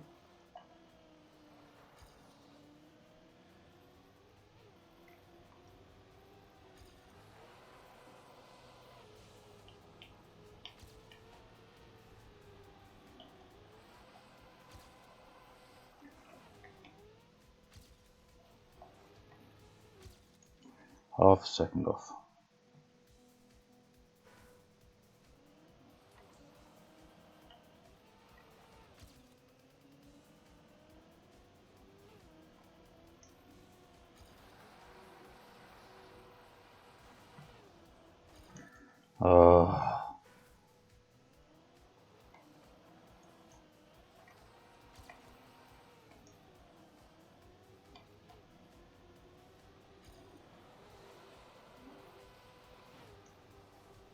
Oh my god.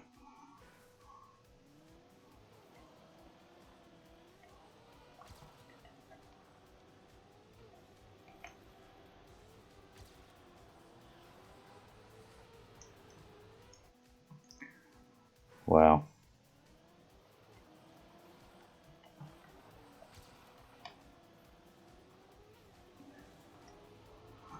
Would it have killed the person that made this map to add some higher walls?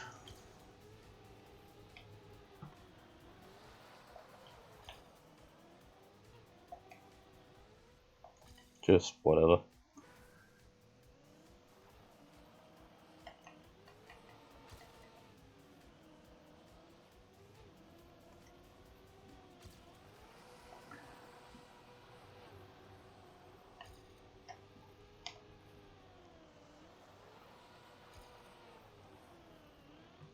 Too far right.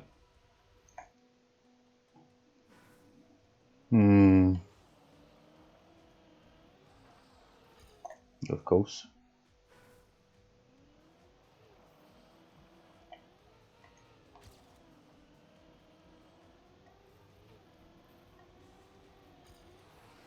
We cut it close to the right side this time.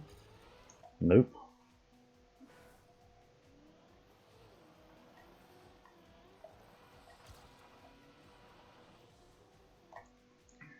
Wowie. Talk about unnecessary pain.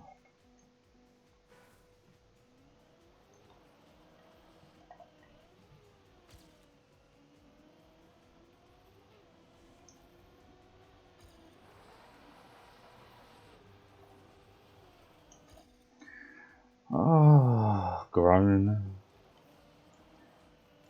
Groan, complain, expletive.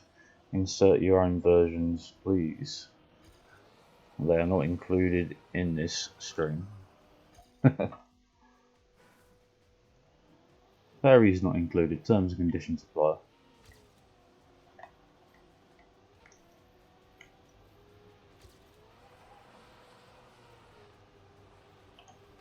Damn it. If his will wouldn't have gone over, we would have been slain.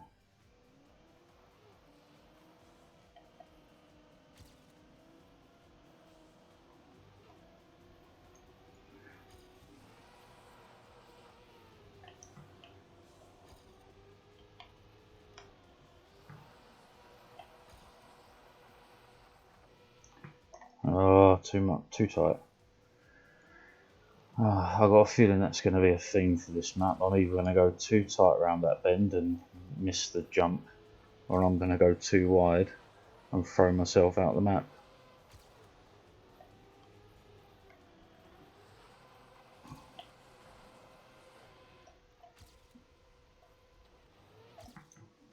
Oh, PB. We was not expecting that. It's not by much though, but we got it. Alright.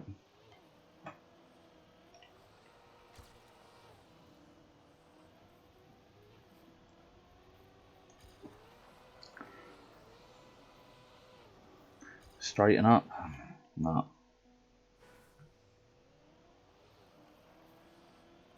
I do wonder if you could do that whole circular section there. That's too much speed. As a kind of a luge. Because that would put you out with a hell of a lot of speed. I just don't know if it's possible. I mean, we can try. That's not quite right. That is way faster. Okay, so I think that's where you grab that 0.7. So this corner isn't important, as I thought it was the whole time I've been doing it. What we need is not to get a back wheel up there, is to get a good roll around that corner.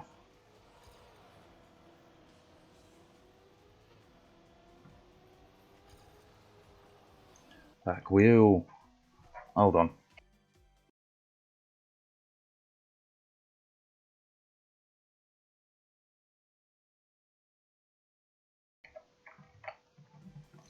Okay.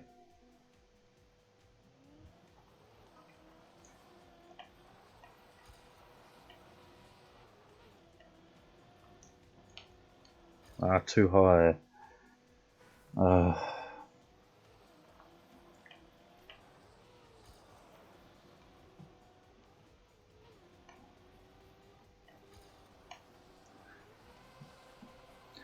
somehow ended up in a drift anyway.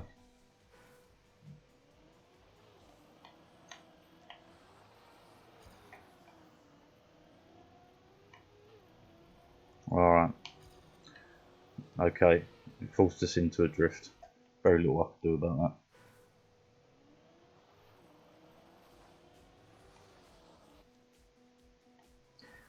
that. Okay.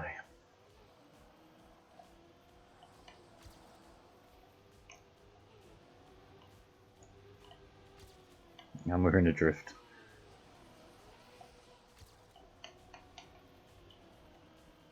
Just no.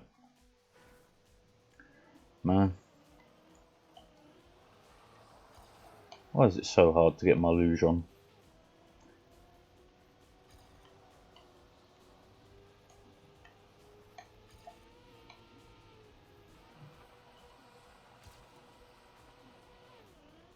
Oh, that was a bad landing. Otherwise, yeah. If you can get that luge on, you get so much speed to go through the uphill section.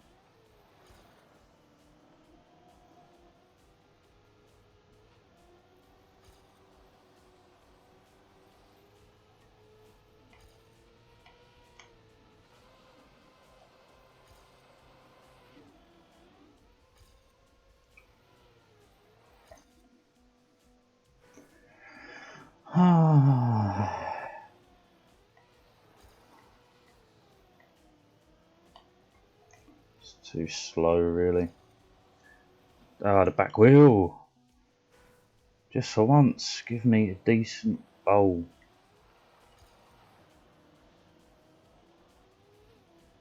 Look, here we go. So, get that turn in and just go right over the edge. Like, you've got too much speed to start doing it on there. So unless you, I don't know, release. Nope, your back wheel goes over. Okay. Ignore that.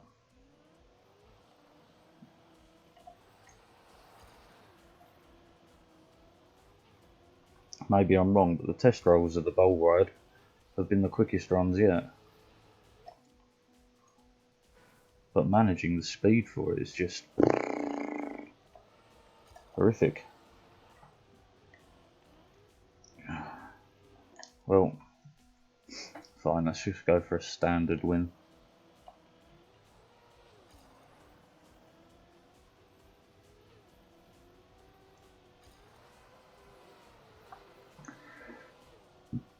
Nope.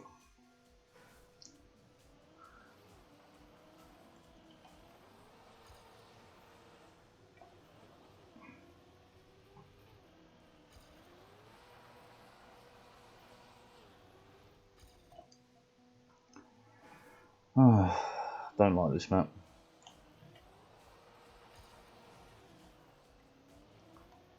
And yes, that is simply because I'm struggling to beat my PB. Other than that, this isn't a bad map.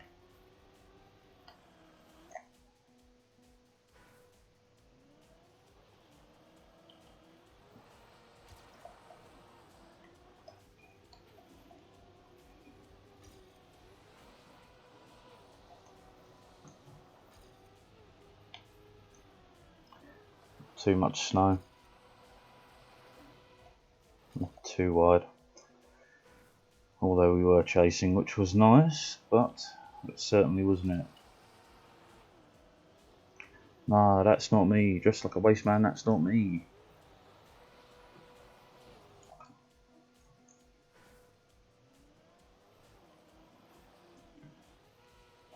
Said, babe, take off your jacket.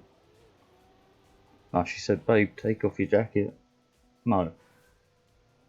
She says, take off your jacket, babe, man's not hot. Something like that. Anyway. Big Shack. Quick maths.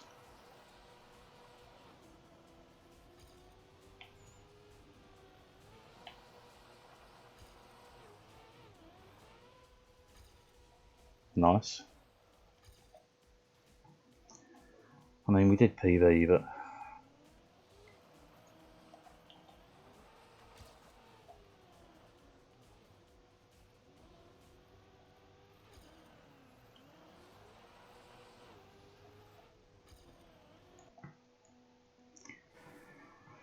Take the PB and run for it. Very tempting.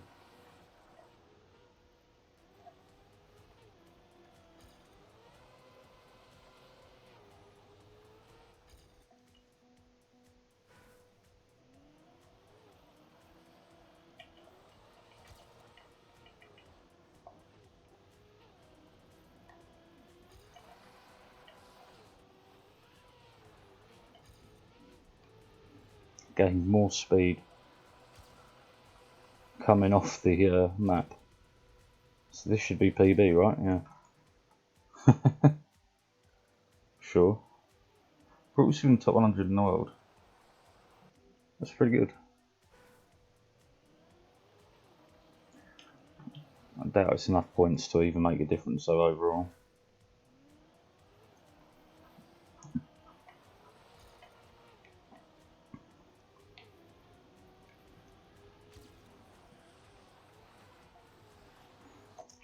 Just no grip whatsoever.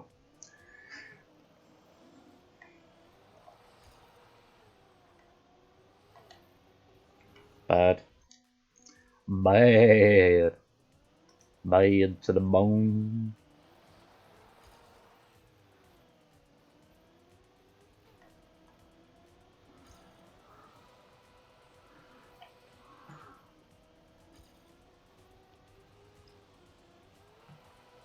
Look at him go.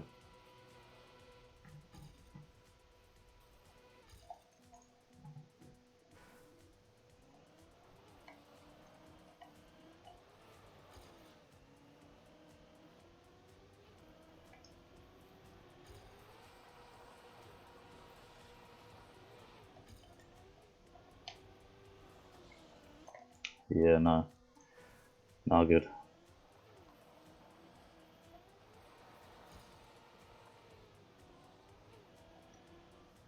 Why did it still go left? I was holding right for Christ's sake. Even tapped the accelerator to ensure that it was moving in the right direction. And again, same thing. Ugh.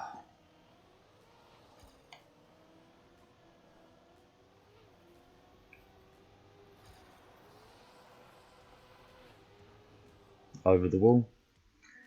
Amazing.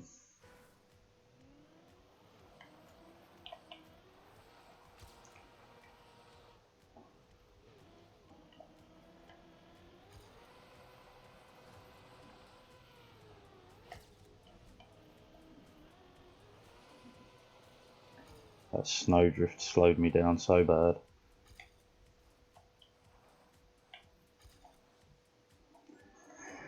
Oh, look, we PB'd. Still 5k short. Why is the controller being an arsehole? You've been doing all this without stick drift and now you want to piss about with stick drift, you bastard.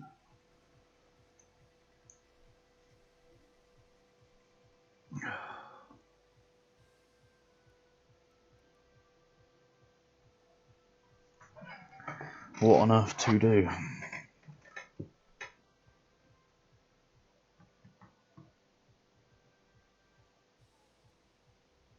I'm only a few short of catching him.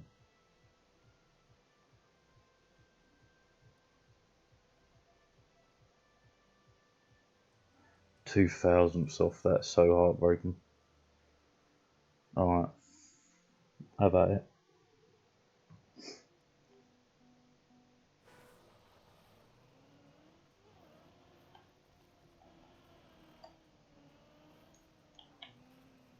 Whoa. Just don't look at me. Too much left, too much right, too much wall.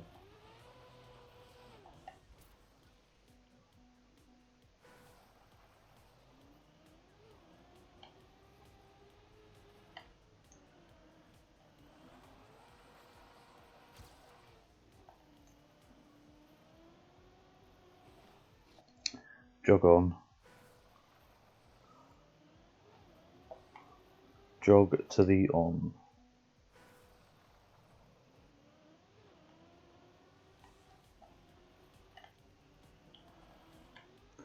Oh, I thought I could sneak through those trees.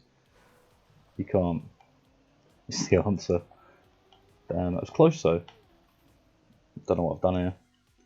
360. Skill points, they got to count, right?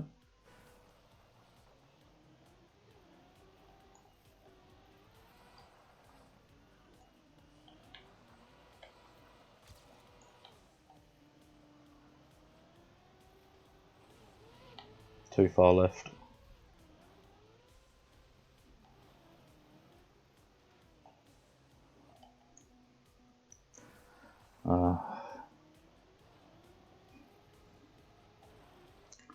Oh my days.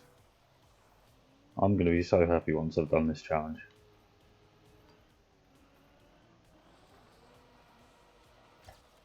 And I'm free to go waste my life on some other bit of racing. Nice.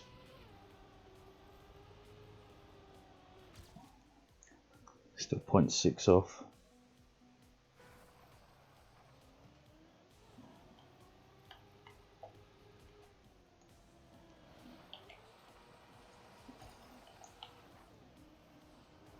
Oh, back wheel, man.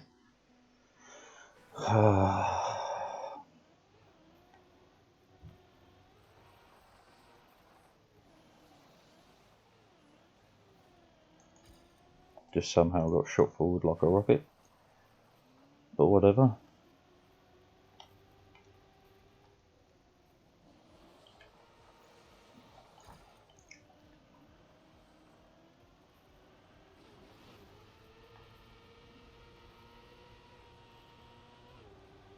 Damn it, that wobble.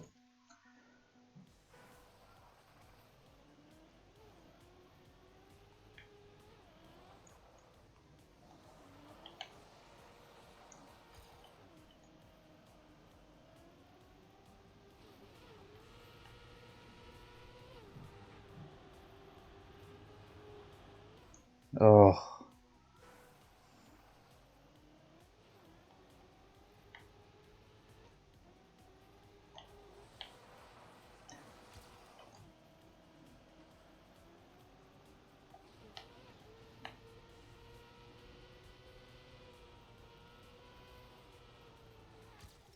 0.3.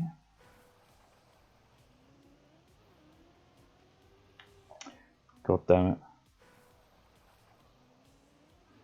Alright. We're going to burn a fair bit of time here. Just as a warning if you're watching this. Because getting Harry off that spot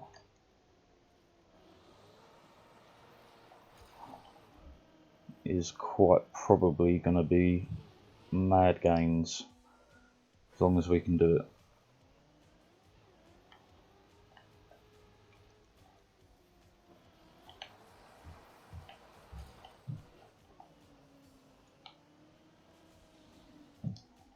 Nope, certainly not that run.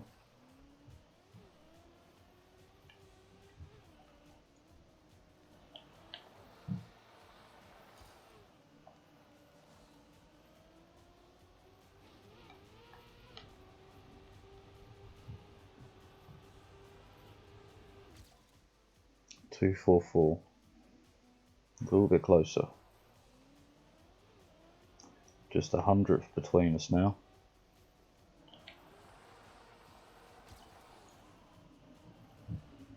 And the back wheels come off.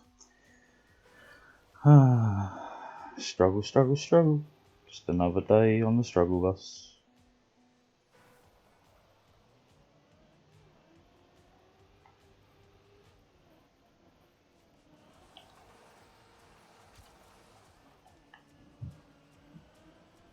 So wobbly.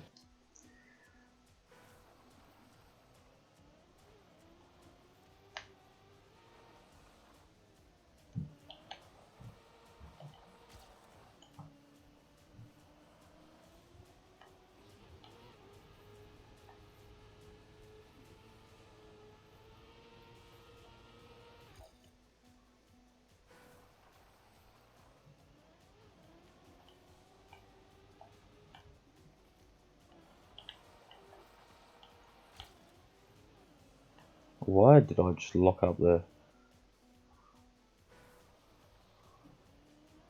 Whole bloody game seemed to stop.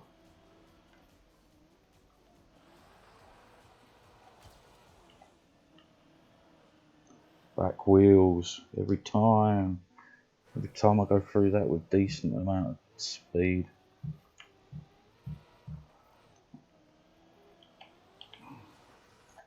Bennett. Don't even pretend like you can do anything with that.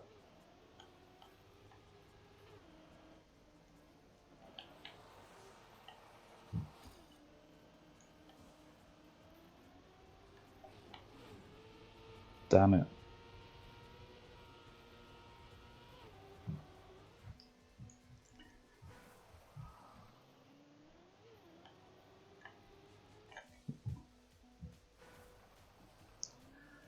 So we keep it straight, we stay ahead.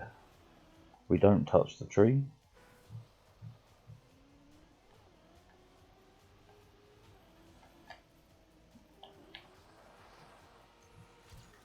Just no. Keep it straight. Stay ahead. Don't touch the tree. Whip your car back and forth around the bend. Don't let your back wheel go over. And don't be too wobbly when you go through the boost.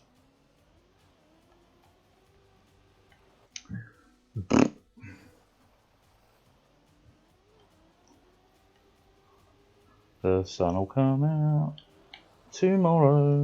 Bet your bottom dollar that tomorrow there'll be PBs. Nope.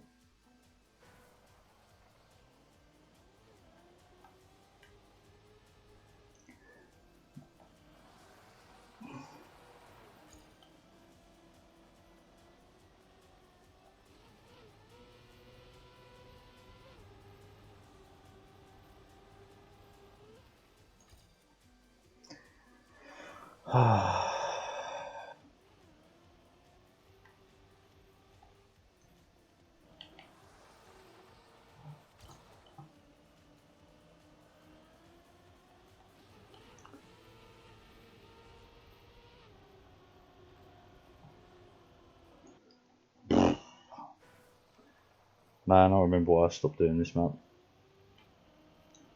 So much RNG in how you come off that bloody turn.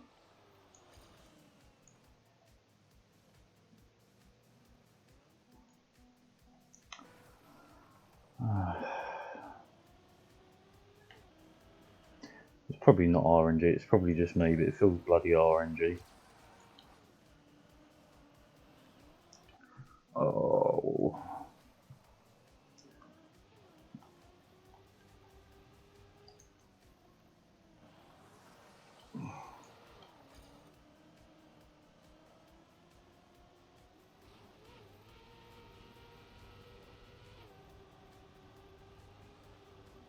Oh, we had the speed for a second there. Oh, I wish I was. Nice to see you again, Callista. Oh, terrible. Just 0.02 of a second, that's all I'm asking for.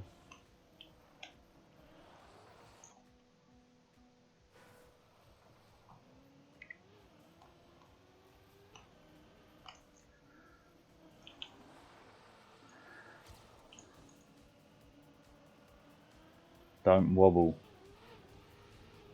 Damn it. So that wobble alone just kills me.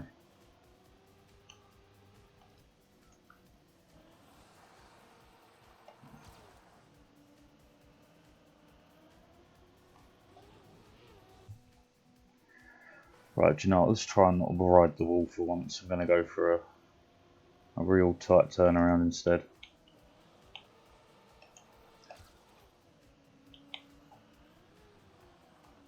Yeah, no, that's so quick.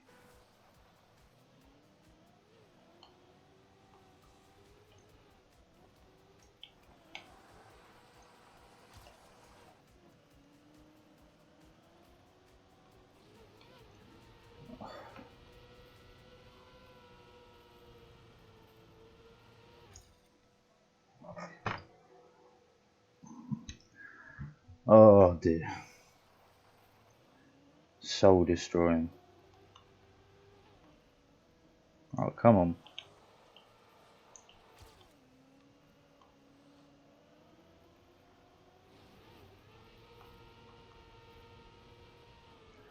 Had the speed but had no direction.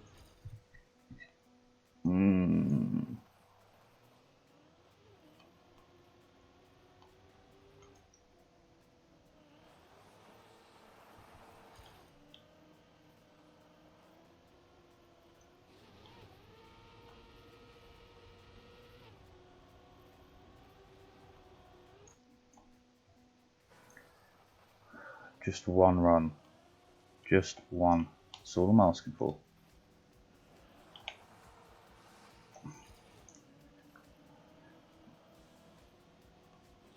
I'll give my soul to whichever god.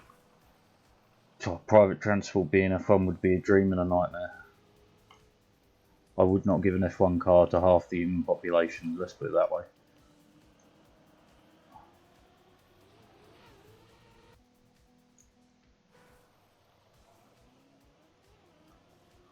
Like, yeah, you'd get places quick, but odds are you're getting there in a box.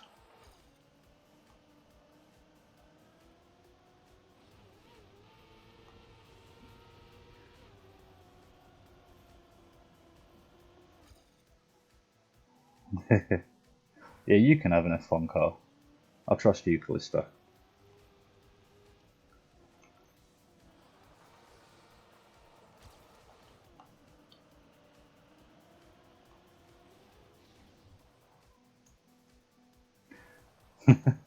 Just to watch everyone go flying around at 300 miles an hour for about 5 seconds.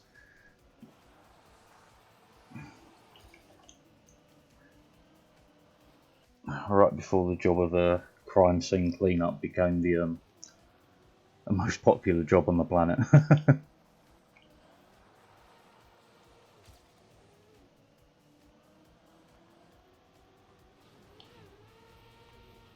Oh, you git. You just had to overtake me, didn't you?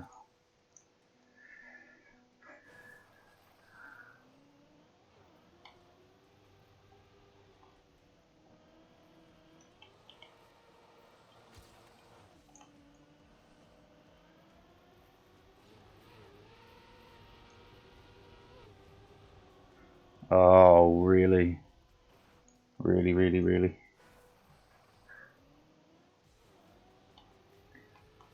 I would admit it would be fun, but yeah.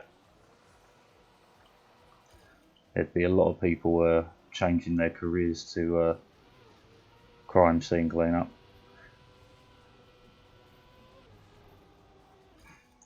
Not that there'd probably be much left at a 300 and God knows what mile an hour crash.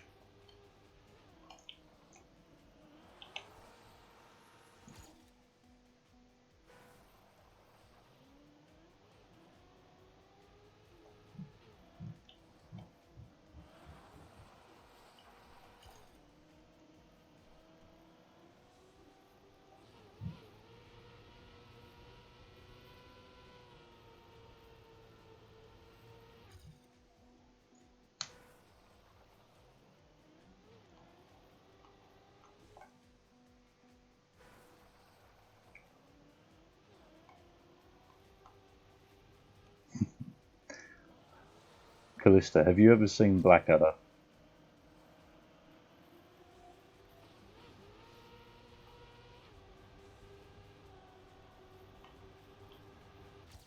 Yes. Oh, yes. It's another number one.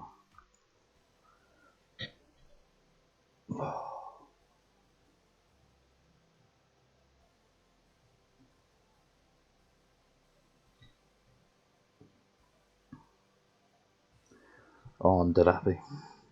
I may not sound it, but I definitely am inside. Wow.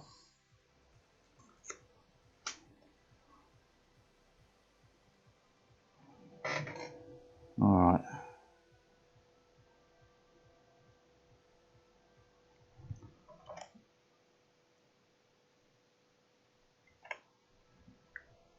What's the go here then?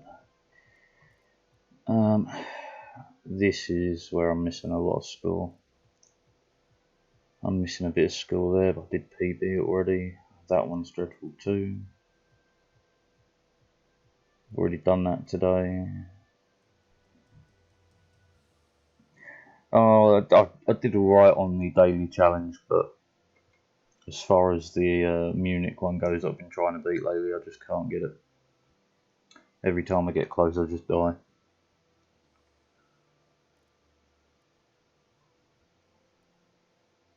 I don't think I played on this one today. Oh, let's go for it.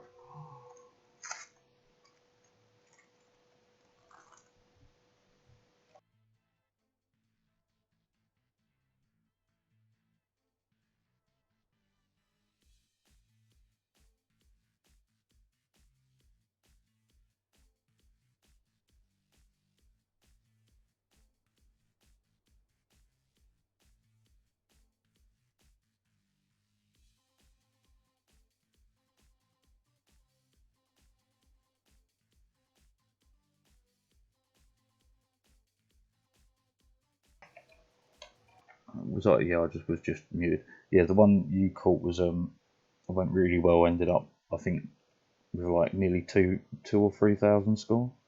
Might have been 3,000. Do you know? I'm not sure. Anyway, it was top 1,200 or so in the world, so it was a pretty good run.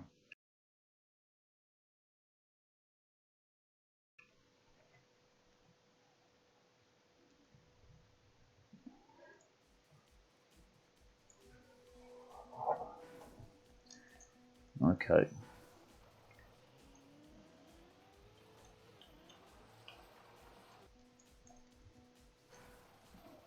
Not how I wanted that to go at all.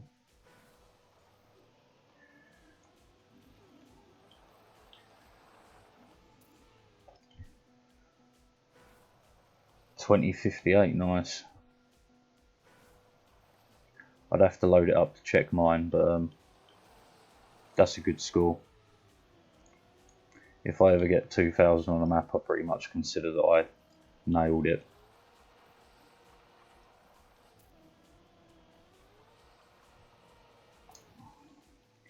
Got 9 off.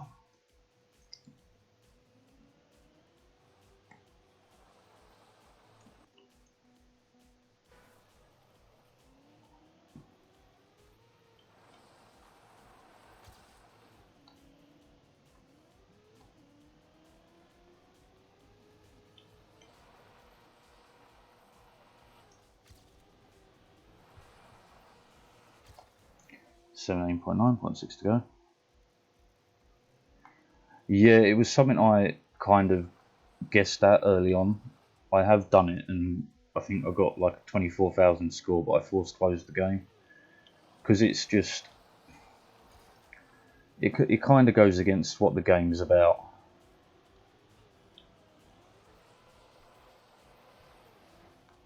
Like, because that's really cheesing the game, and it makes it no fun. So like, it is possible to do, and luckily I've been keeping an eye on the updates. So looking at ways of preventing it, which is really good. Which means the scoreboards actually will mean something again, which is really nice for people who like to improve over time.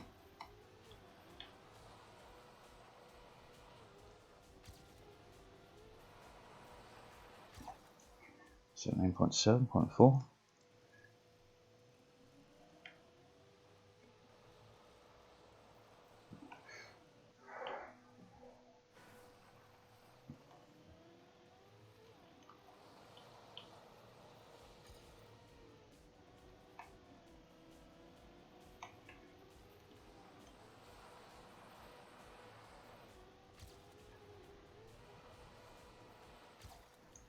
Getting closer.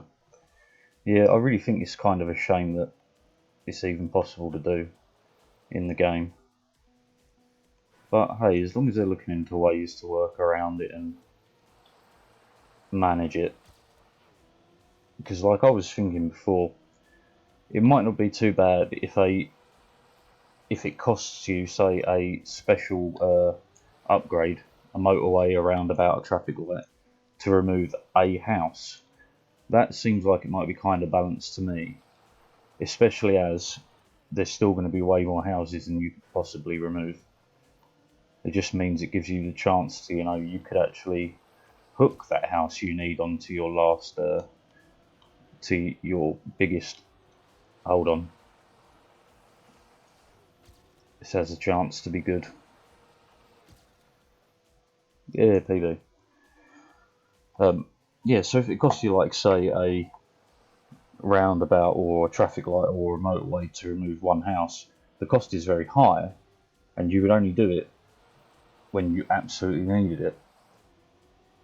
I don't know how to stop using the roads, maybe reduce the amount of roads you get, but then you already run into times of where you need roads and you got none. Or perhaps it's just better to reduce the roads that you get as an income as you go along, maybe.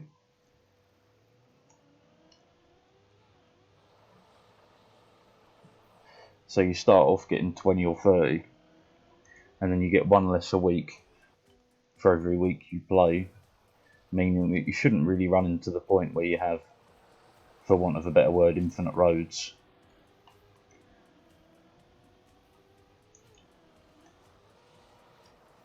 That was dreadful. But it's a bloody good game. Bloody good game.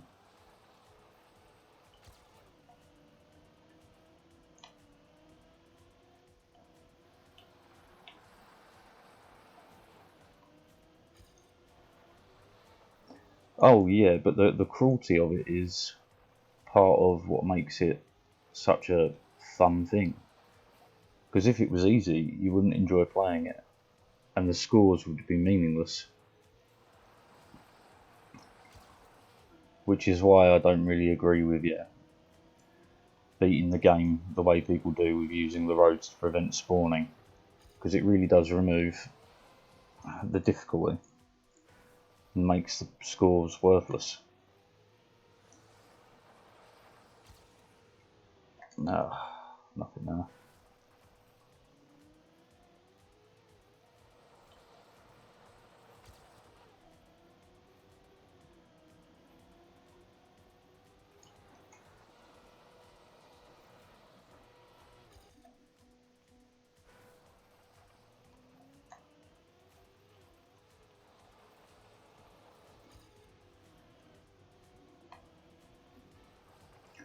That was a pretty good run right up until that. Unlimited roundabouts. Now that would be interesting. I hope they do a daily with that, because if you, not that you have enough of the map to start with, but you can imagine doing kind of like a flower pattern where you have one central roundabout surrounded by roundabouts that connect to it, and they all branch off to every business and everything. That'd be really cool to set up in the game. I kind of wish they had a sandbox mode for it, like so you could just do those sorts of things just to test them. But yeah, that would be my my improvements for the game. A sandbox mode, reduce the amount of road tiles you get so people can't cheese it.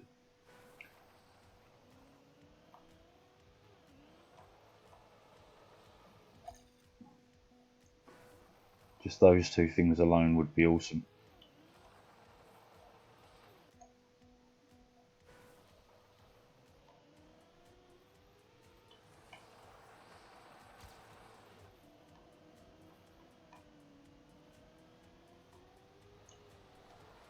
Oh yeah, roundabouts over intersections any day of the week. Roundabout crew.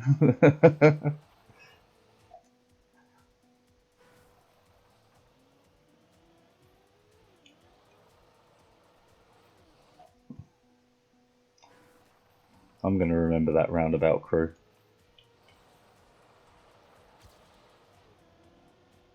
That's going to be my gang, the roundabout gang.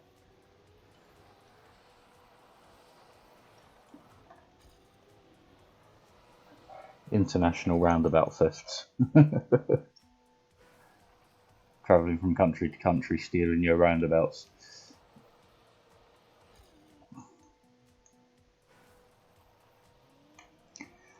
Yeah, But I would argue that, well, having a roundabout allows you to have a green space on it. So I would argue that the cost is offset just by the green space alone.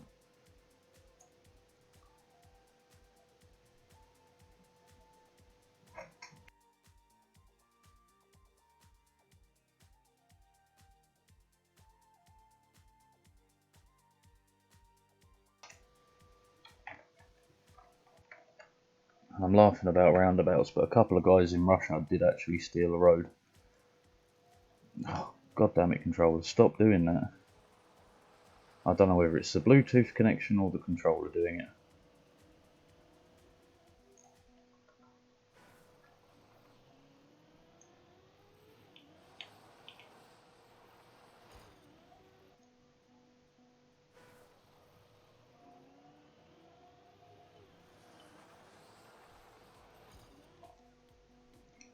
I'm an international criminal. What do you steal?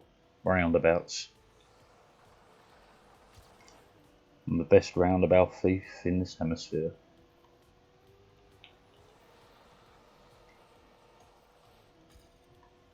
Damn it. Look how close that was.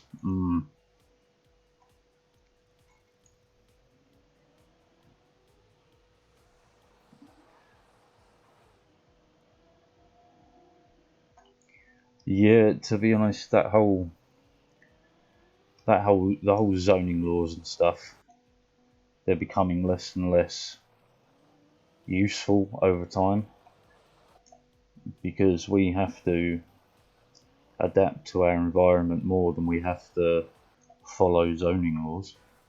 That's for sure.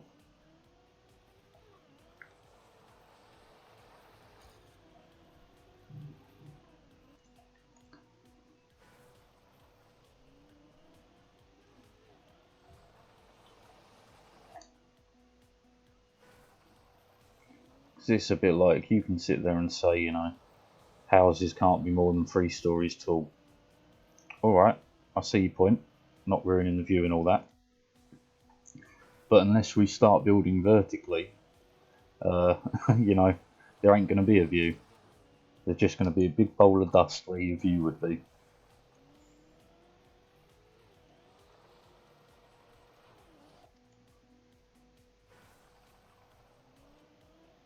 So yeah, zoning laws, planning permission, over time they're becoming more and more of a joke, at least in my eyes. I suppose in everyone else's too, I hope anyway. Nah, dreadful run.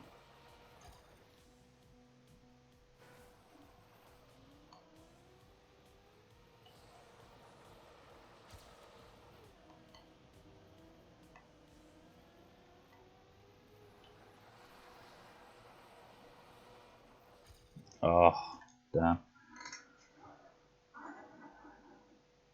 Yeah, no, this is what I mean. Back when we didn't have the knowledge, back when we weren't as well educated, these things really mattered. But now, if you were to say you were going to build a factory in a housing estate, people would not be having it just on the principle of it's a factory, it shouldn't be here. But like, when it comes to, you know, putting it one way but not the other, for instance, you can turn old factories into houses, great, but now you've got a problem where the housing has now encroached on the previous zoning laws, so it's too late. Like, I mean, it happens over here anyway, especially in places like London.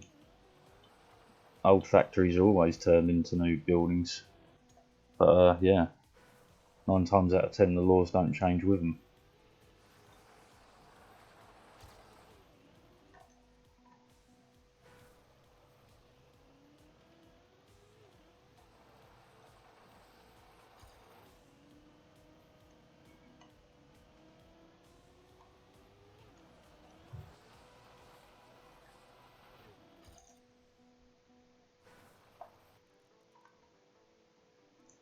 Logically speaking, absolutely.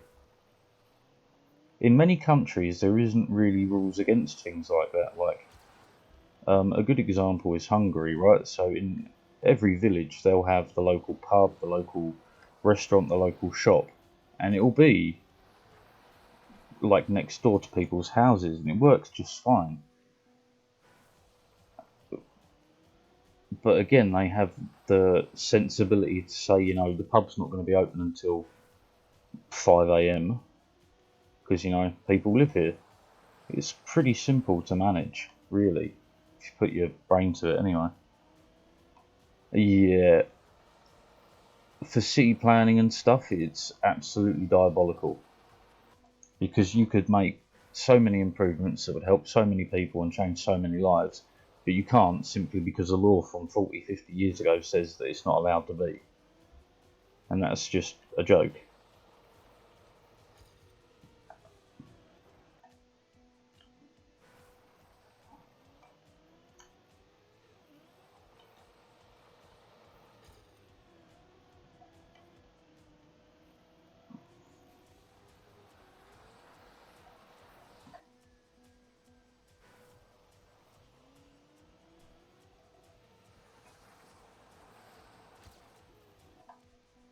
And the truth is, you know, having these amenities close to people, it's good for the economy as a whole, right? Because it's going to be local people who own the shops, hopefully, local people who own the restaurants, again, hopefully.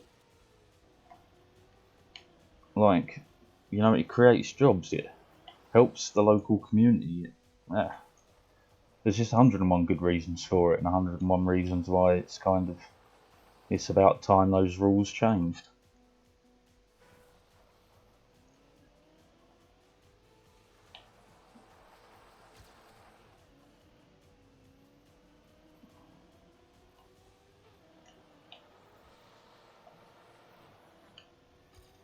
Damn it. Bad ending. Yeah, with like in the UK, we're definitely doing away with them. Like there's less and less that I see in comparison to now. That and they've moved a lot, especially for larger building complexes. They've moved a lot underground, which is really, really good.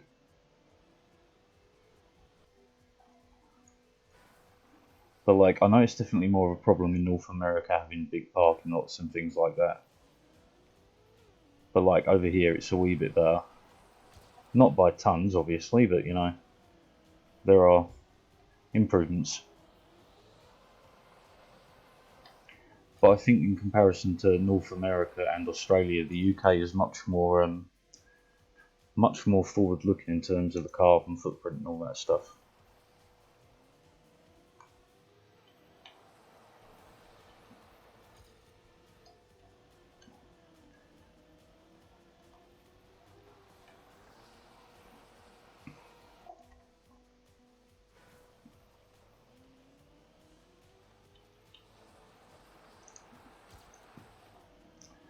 One good thing we're actually that's being kind of rolled out across the UK is like free charging places for electric cars.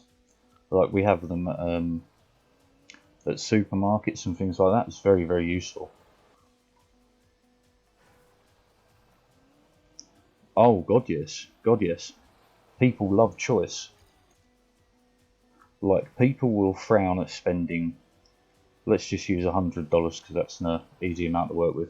People will frown at spending $100 in one place, but if they go and spend $10 in 10 places, they won't think about it. It's one of them things. It's just because it's a smaller size, we don't count it.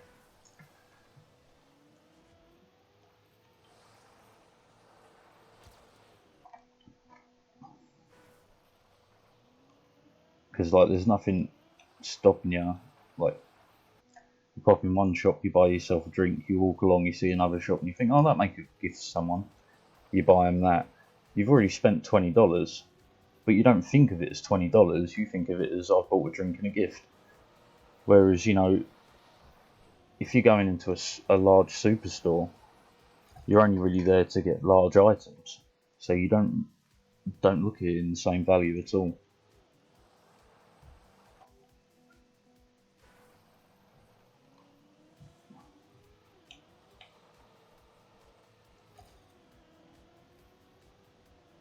and not to mention the carbon cost.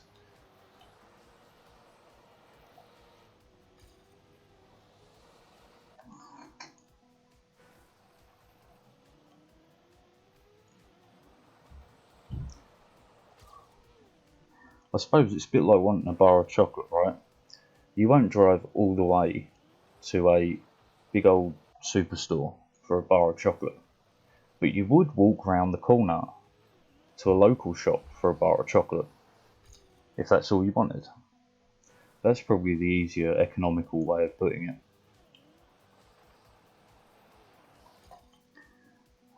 Bar of chocolate distance. I wonder if we can use that as an economic metric.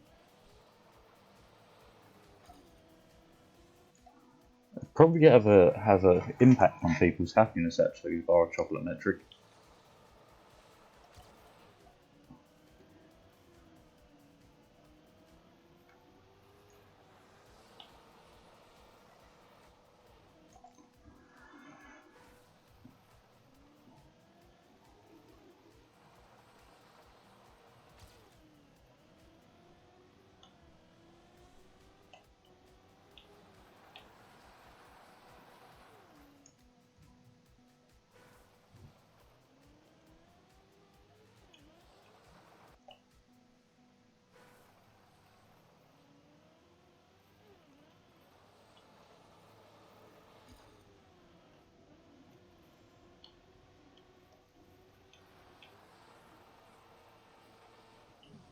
Damn it, that would have done it. That would have been a PB.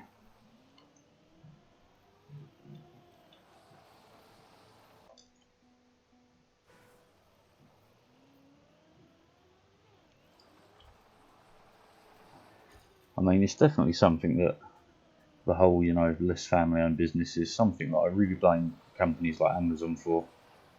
While I do use Amazon myself, it's because there is no real local alternative.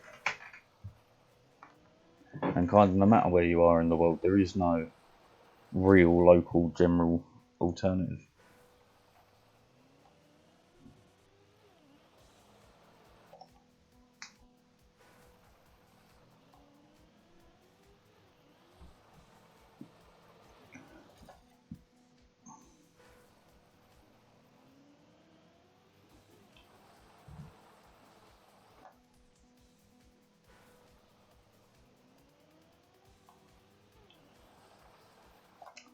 Quite too much.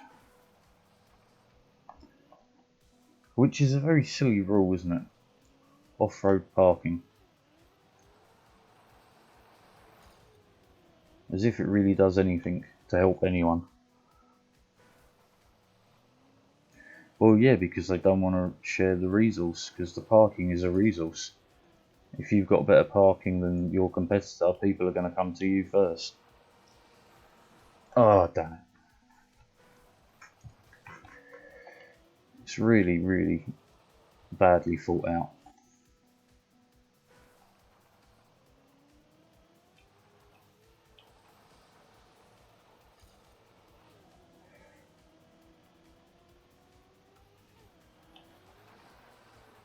Oh, I lost grip.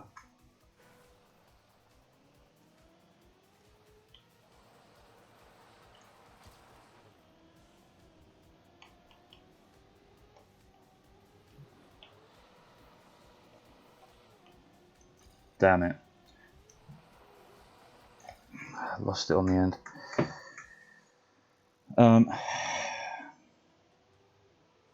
Well, it's not too bad where I live at the moment, but when I was living in London, I mean, I'd say daily I'd walk past an empty parking lot, whether it was for a gym or a shop or yeah, you would generally see it, especially as people used a lot more. Well, people do use a lot more public transport in London because it's cheap and it's easy to get around, and it covers the city very well. Right, I do need to take a break, so I've got to grab a drink. Alright, I will be back very shortly.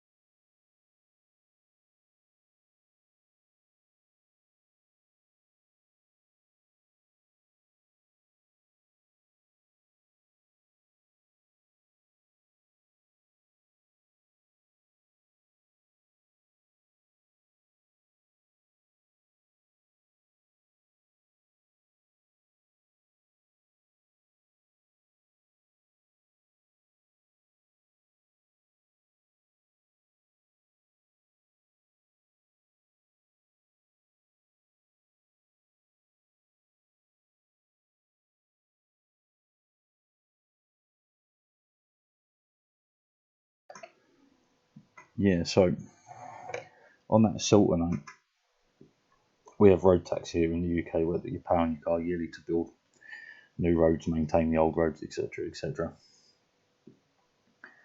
which is all well and good. But unless you're using the tax money directly for it, you end up using it for other things. So here we're notorious for having like really slow work on roads. I went past one the other day and it was, road works here for 59 weeks, which is insane to think about. Like over a year to do, it was maybe 200 metres worth of road. And that whole time it's just causing harm to everyone because you're down to one lane instead of four. Like, you're spending money that's just causing more and more harm, more pollution, more wastage of everything, to be honest. But yeah, our road building here is hilarious. Seeing 59 weeks isn't the worst one I've seen. 112 weeks is the worst one I've seen.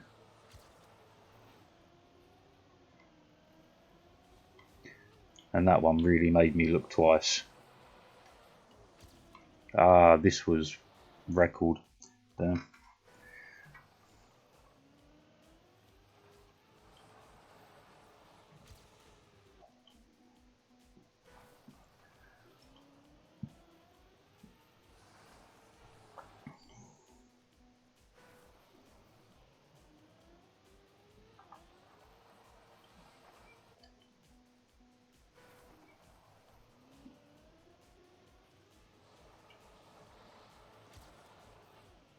Yeah, so government's causing more harm than they should.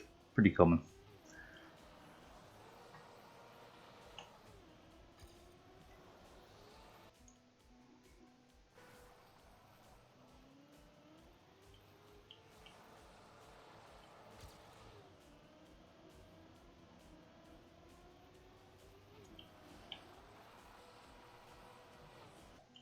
Too much slide.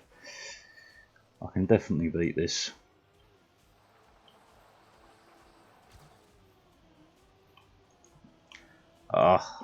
Damn. Tyre Main Road.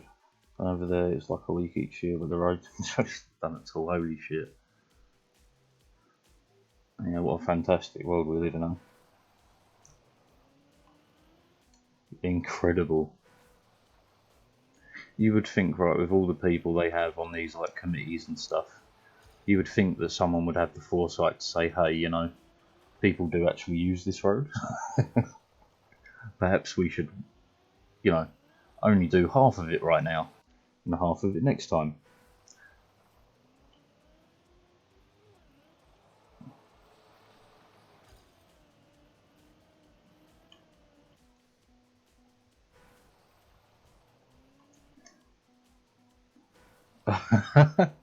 So you couldn't drive anywhere or do anything anyway. Wow.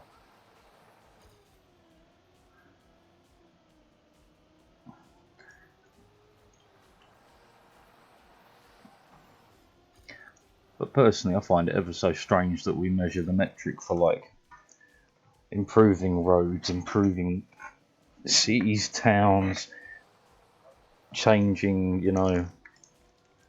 making more bike paths, things like that. We measure it in, is it good for the economy? Not is it good for people? Is it good for the economy? Which is nonsense, because what's good for people is inevitably good for the economy.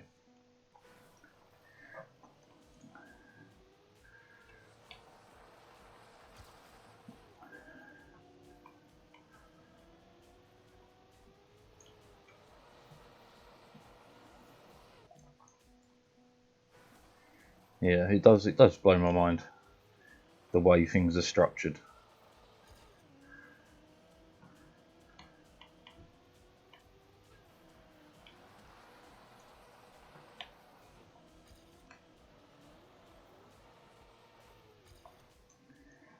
I mean, I would definitely say that petrol cars are absolutely horrible for the economy.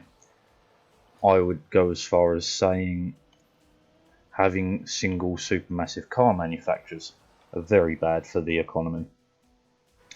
But like, it's kind of, the way I think about it often is what benefit would you get for the worst case scenario for having X?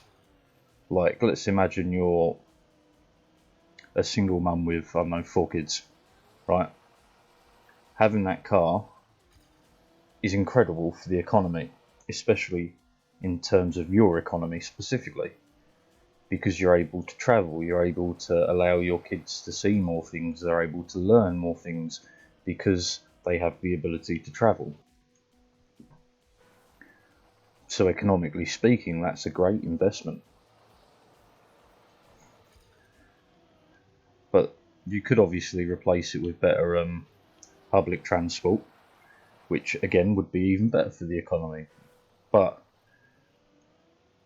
you do have to look at the flip side. If you've got 4 children and they're quite young, going on public transport is not exactly the best option.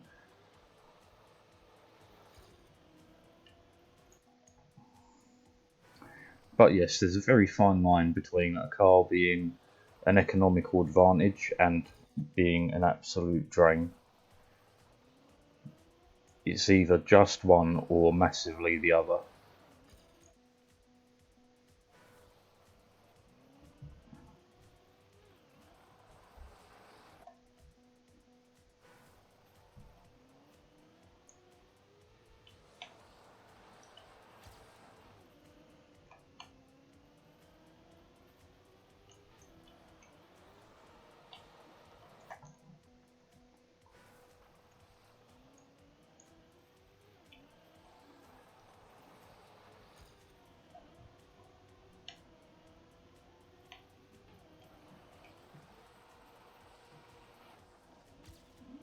Damn it.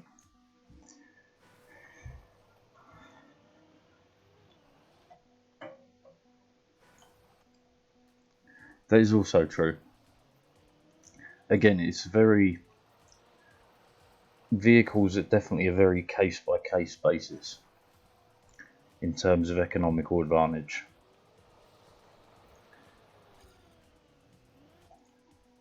Because like, I live in a village quite far away from anything. There is one local shop, and that's kind of it. I do go to the local shop quite often because it's within walking distance.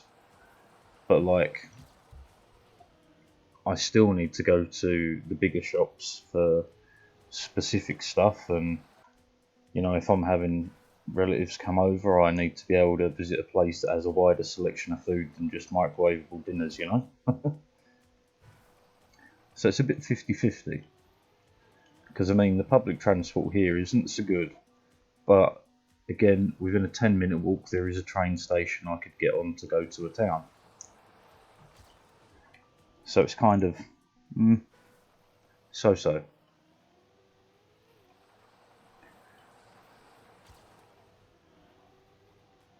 But the real argument is definitely the benefit gained on a personal level.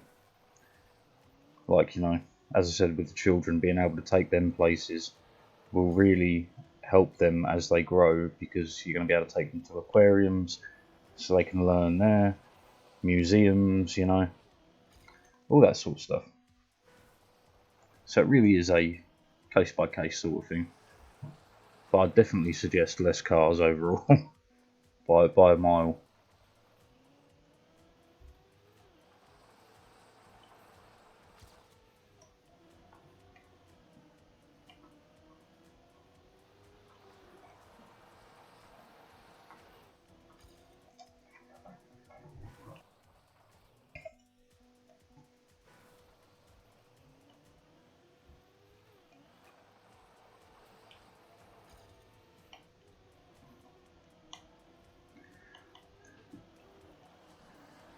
Ah, too tight. But yeah, for sure, absolutely a problem that we need to figure out within the next handful of years as a species.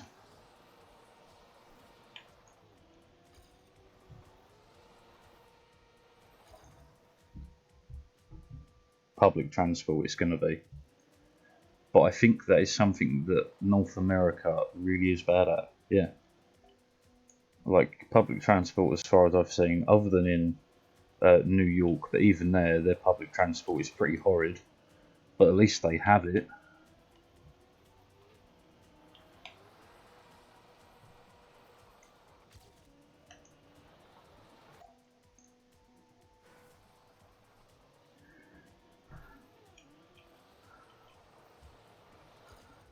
I would say most European cities are very, very good at public transport.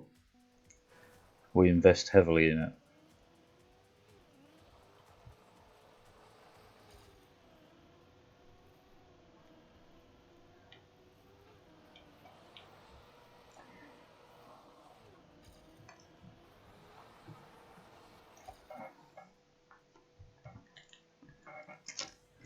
Yeah, which is nonsense when you think about it.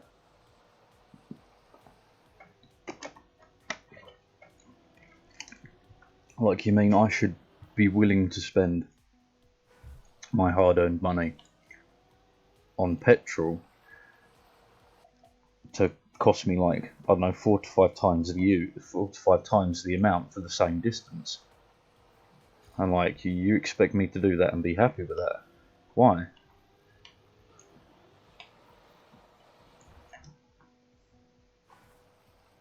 Like, and you'll always find the very same people who do things like that will talk about, I don't know, baking bread at home because it's cheap and cheerful. And you sat there like, well, you know, if you were that worried about cheap and cheerful, you could just subsidise public transport, save yourself thousands every year in petrol costs and in time costs.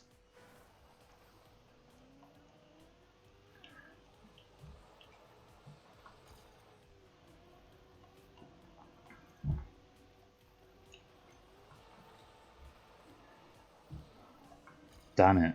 Ugh, lost so much speed. An hour and a half, holy crap.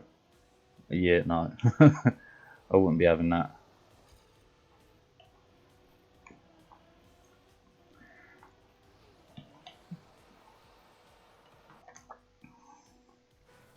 I mean, I live in part of the UK that during the summer is very, very nice because it's quite far south. So, during the summer we're always packed and the roads are incredibly busy and journeys are like triple the amount of time. But because we're not the size of, the States or whatever, it still isn't that bad. Even if it takes you an hour to get to where you're going, it was probably going to take you 20 minutes anyway. But like for you guys, a 20-minute journey is only a 20-minute journey when you go in at kind of not max speed, but maximum legal speed, let's say. And then when you get traffic, it's just nothing. You can't go anywhere. You can't do anything. That's it. You're stuck.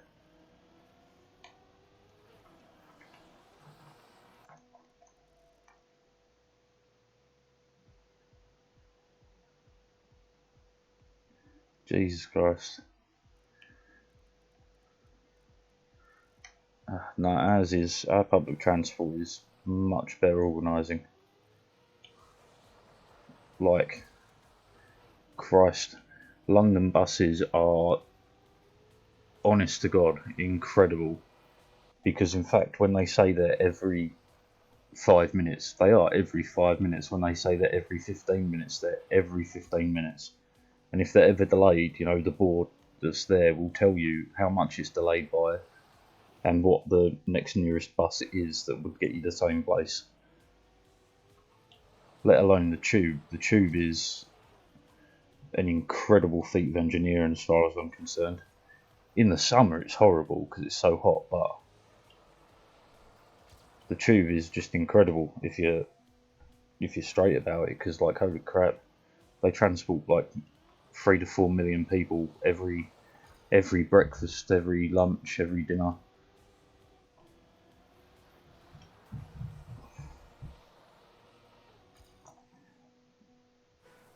Yeah, during the summer the underground is unbearable. the temperature outside will be 35 to 36 degrees and the temperature on the underground will be 45, 46.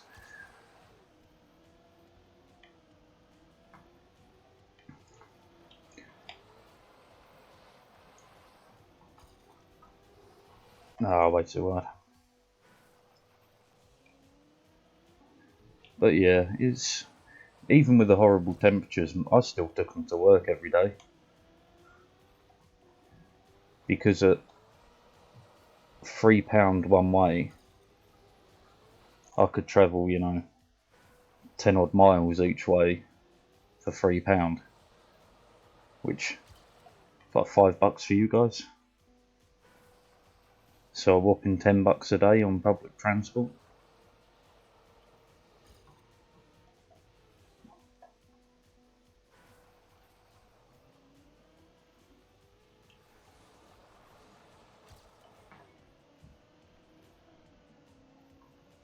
And if I didn't want to do that, I could always rent a bicycle for £1.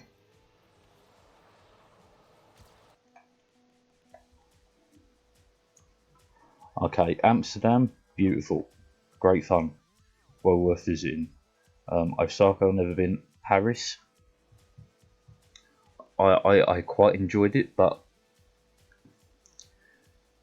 it's kind of a bit of a mess. Right, I don't say that in a horrible way, it is just a bit of a mess. In terms of travelling and stuff, it is a bit of a mess, but it's still quite nice. London's good, but you gotta have money. It's bloody expensive, but it is good.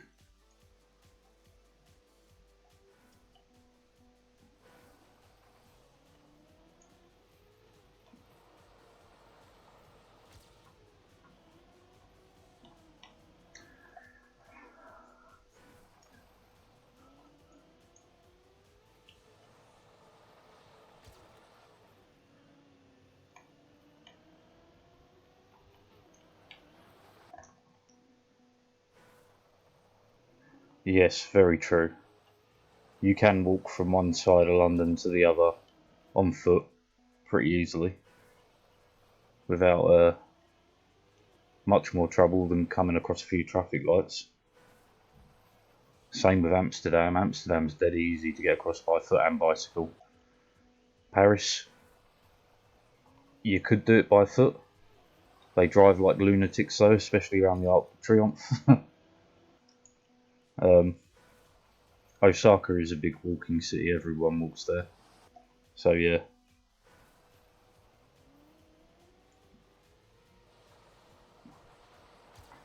But I think that's where our cities are designed for people, not for cars. Whereas North America side, your cities are designed around cars, not around people.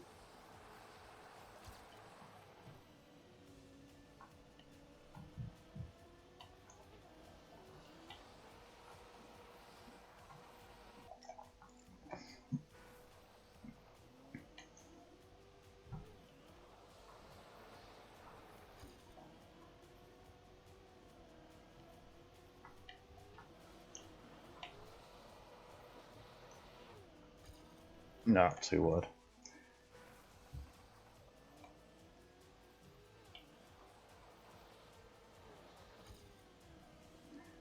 Yes, they do. And they're generous times as well, especially because many people in Amsterdam are quite intoxicated. But to be fair, you don't run across that many cars through Amsterdam simply because there is just no need.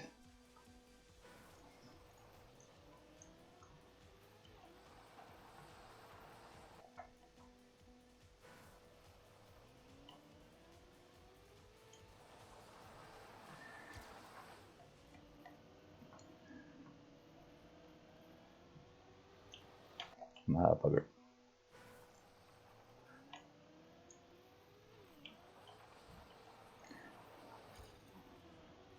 Like the ones in the UK, we don't use strict timers. What we use are usually camera sensors. So, on top of the traffic lights, there'll be a sensor pointing down at the road to see if there are any cars. That way when you press the button the lights start changing instantly rather than waiting because there are no cars.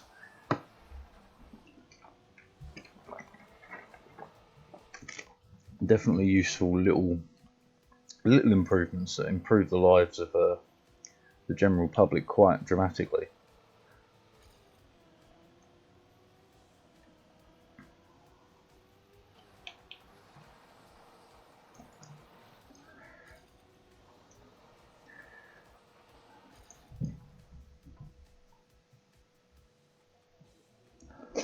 Oh, absolutely. Unless you, like, because Amsterdam is old, right? The canals are beautiful for one, but it does have its own set of problems, flooding, things like that. But again, in comparison to any other city, it's much better thought out. Like, London's pretty well done, but yeah, just Amsterdam is so much better thought out. For links to and from the airport, for links around town, to get from one side of Amsterdam to the other, to get from the outskirts of Amsterdam, where you're getting into like the tulip fields and stuff, to the centre of Amsterdam. They're brilliant bus links.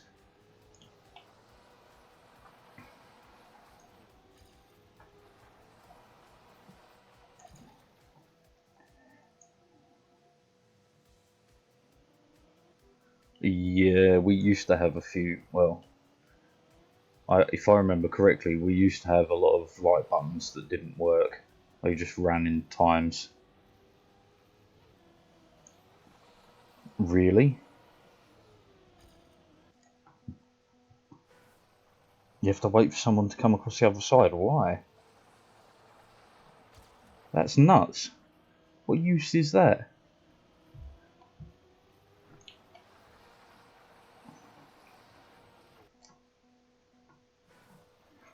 I'm sorry, you're not important enough to cross the street. You must wait for someone else to cross the other side. Like, what?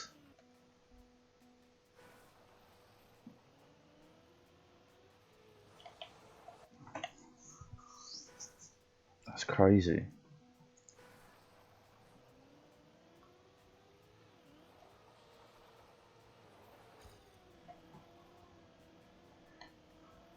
And like, traffic lights are so simple. How can you screw them up that bad? Oh yeah, do you have jaywalking laws? Because we don't have that. Like, I don't, as far as I'm aware, most European cities don't have any rules around that. Oh, see, that would have done it. That would have been PB.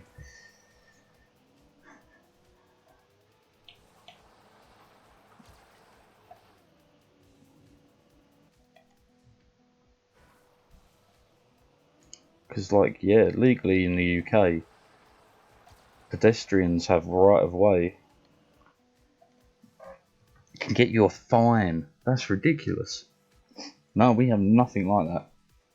Pedestrians have right of way legally everywhere. Absolutely everywhere. The only place you're not supposed to walk is motorways and well, yes, that's the argument for pedestrians having right of way in the UK, because you know cars are a luxury, not a necessity. At least legally, that's how we see it. In physical practice, not really, but legally speaking, yeah. There is no such thing as jaywalking here. There is no such thing as illegally crossing a street. You either cross it or you don't. Ah, 0.26 ahead.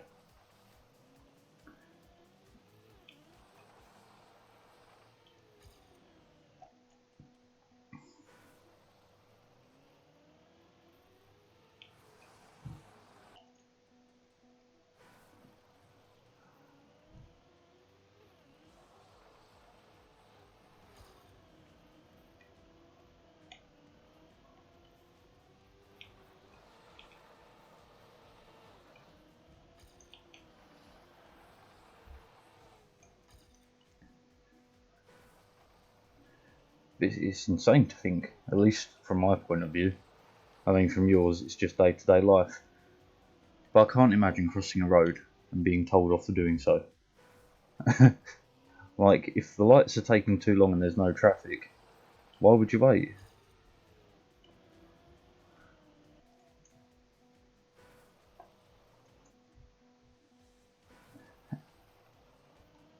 They don't know how to walk on a road. Well, I think that's a failing of their parents less than anything else.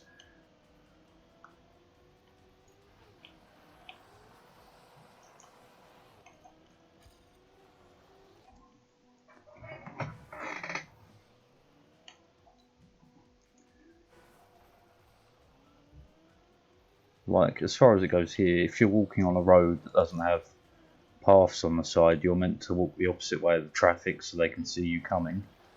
But other than that, there's no real laws about it. There's no legality to it. It just is a thing. Yeah, that's exactly right.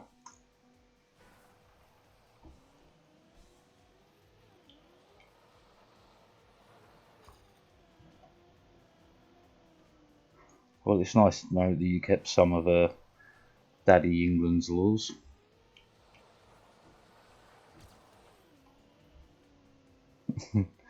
Yeah, safety thing, yeah.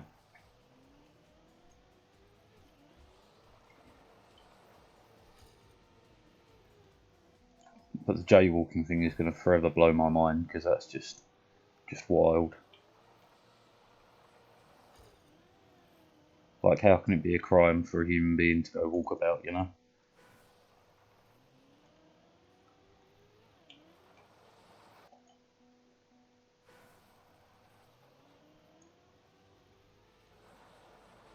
Oh, we have a chance.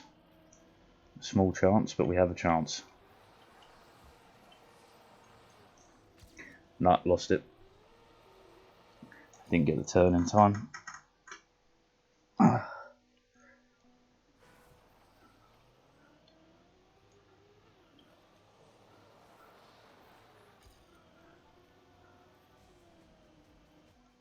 One I'll not get on today, but that blows my mind is American gun laws. But I'll wait until an actual American comes in the chat and then we'll hash it out because they blow my mind.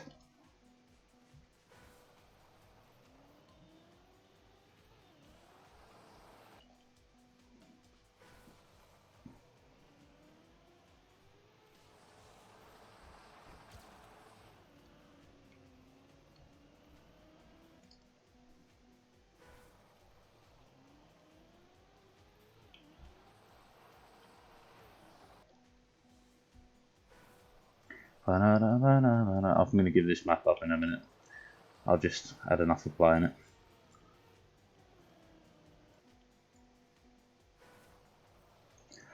Yeah, in theory, that's the same as saying if everyone had a nuclear bomb, no one would set one off.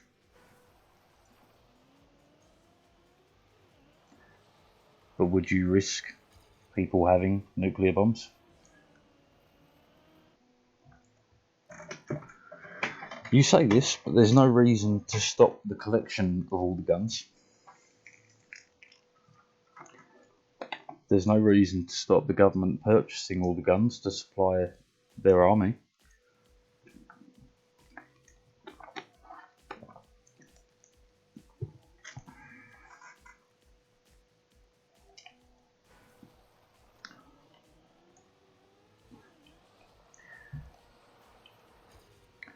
I can tell you the only part of gun laws in the States that I agree with is the original, the right to bear arms, written in 1776, right? Because a single shot musket is one thing to have at home, right? But an automatic rifle, it's not the same. Right, that's the difference between a hand grenade and a nuclear bomb. They are two very, very different things.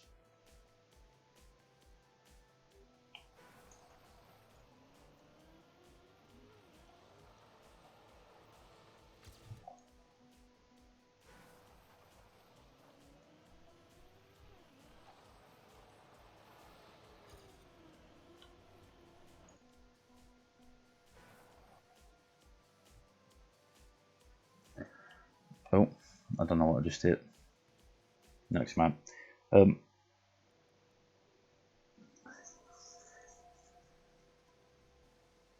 I don't remember which map I was bloody doing.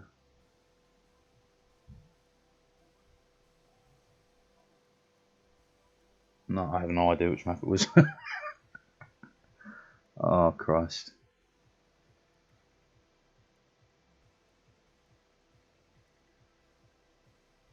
That one?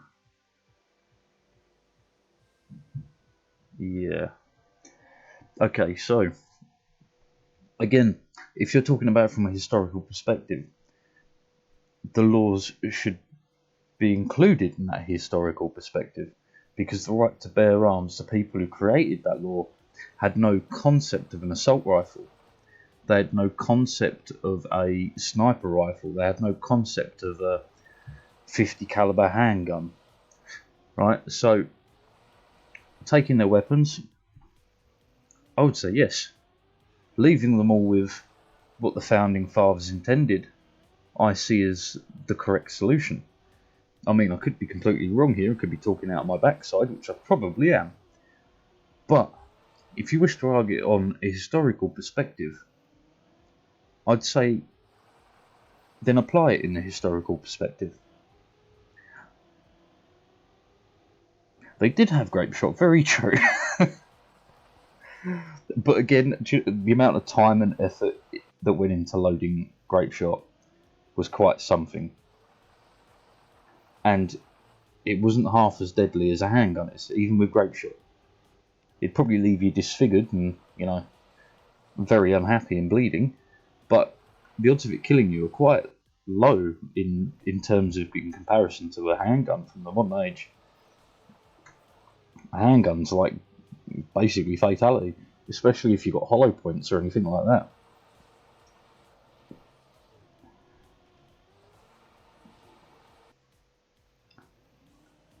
As a cultural thing, well, if you wish to argue on a cultural level, why don't you just have shooting ranges everywhere where the guns are kept under lock and key and, they're safe? You would reduce so many fatalities. You'd go a long way into stopping the school shootings that they have on a near weekly basis. Like, if your argument is history is more important than children's lives, I think we need to have a conversation. I think we really need to sit down and talk about it, you know what I mean? Like I said, don't get me wrong, I understand that I could be completely wrong, my viewpoint could be completely wrong, is simply it. So I understand if people wish to argue with it, but I just see it as such a simply logical thing. I value your children's lives more than I value your rights to have guns,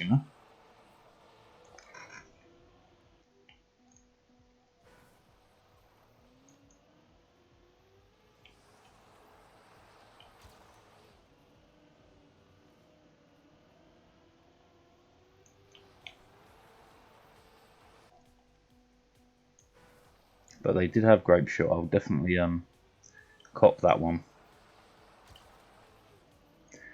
That was a good flaw in my argument. I'll give you props for that.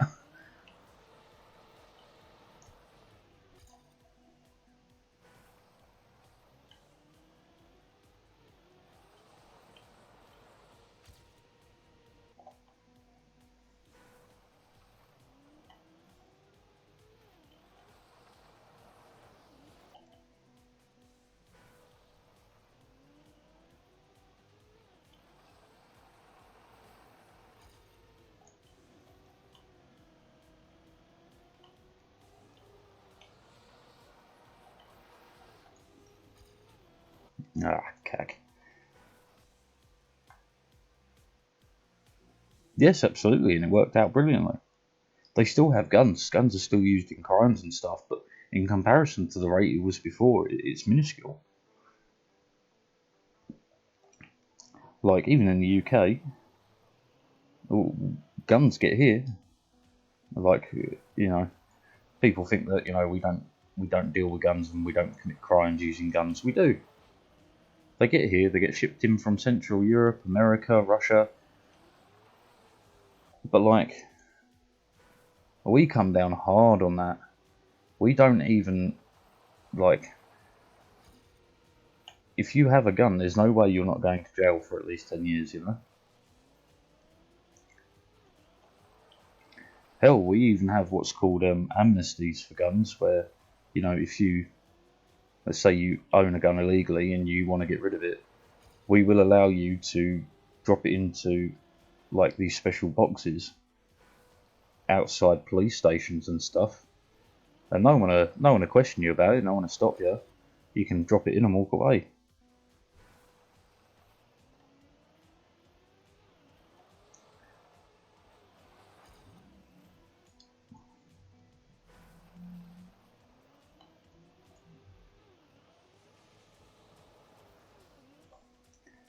But like Australia and the school shootings,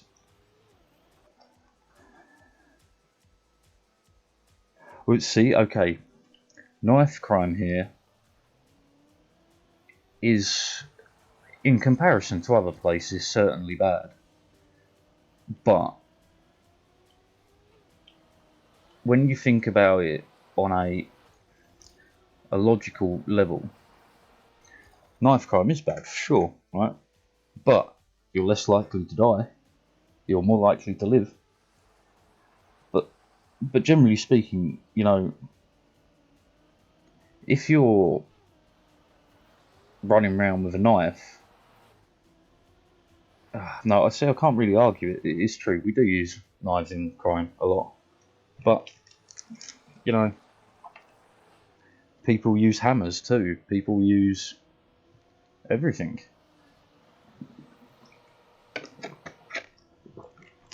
Almost anything is an offensive weapon if you try hard enough.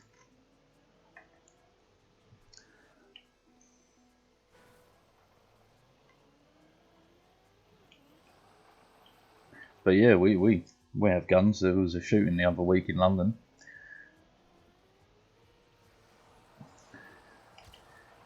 And the police are forever pulling guns out of the Thames.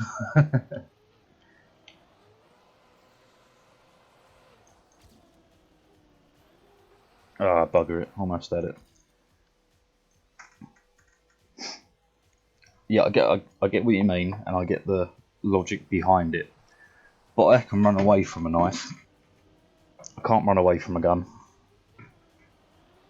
There are more options for living than there are for dying. You know what I mean? And again, I hesitate to say I have no. I am not a criminologist. I don't have a degree in criminal studies or anything.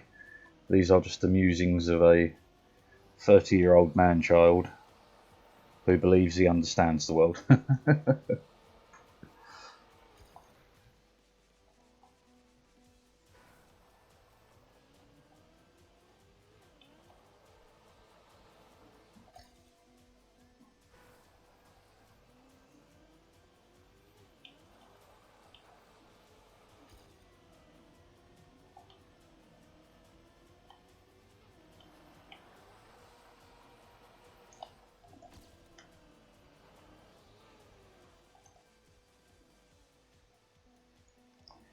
Yes, here it is too. If you're stopped in the street with anything longer than like 5 centimeters, so like a pocket knife or a Swiss Army knife, if you're stopped with anything bigger than that, you're arrested for carrying a dangerous weapon in public.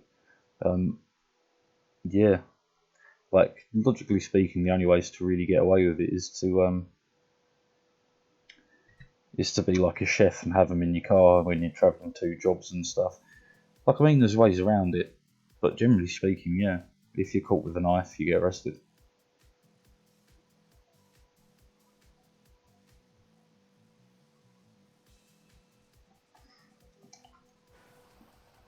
That blows your mind. In a good way or a bad way?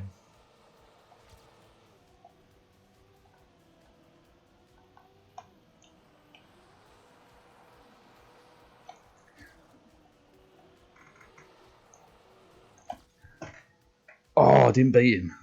Damn it. That was close though. Oh well. That'll do for that one. How are we doing score wise? Almost 56.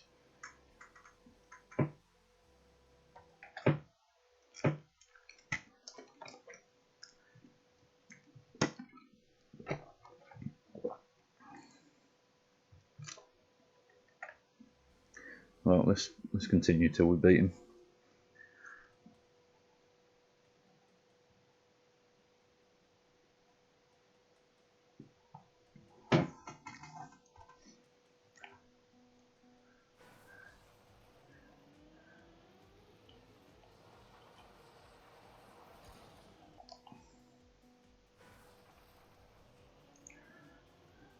But yeah, if you could elaborate on why it blows your mind, I'd love to hear it because it seems pretty logical to me. But I grew up with that law, so.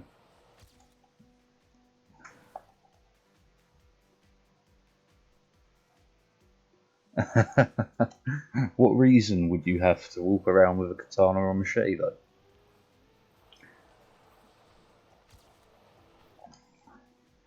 What honest to God reason would you have that you'd be happily telling your mother about for walking around with a katana or a machete?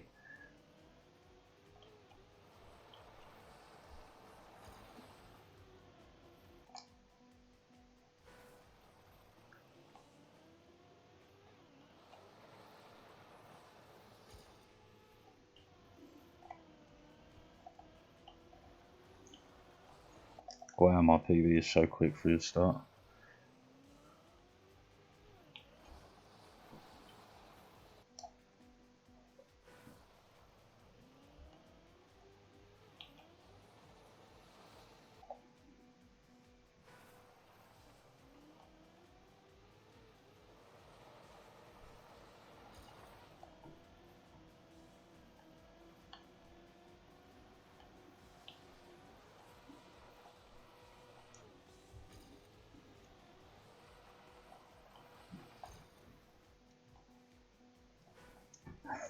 Hey there, cool.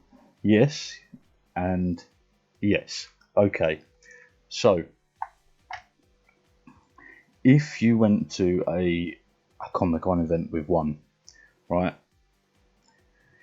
If the venue allows it, the police will not arrest you. They will ask you to ensure that you keep it,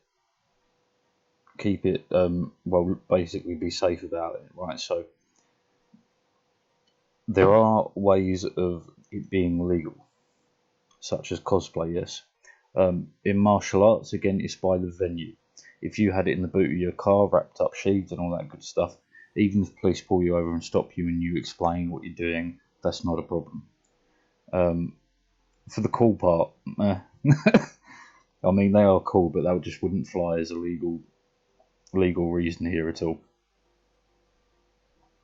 But yeah, both B and C would mean transportation, having it publicly is absolutely legal, as long as you're not stupid about it.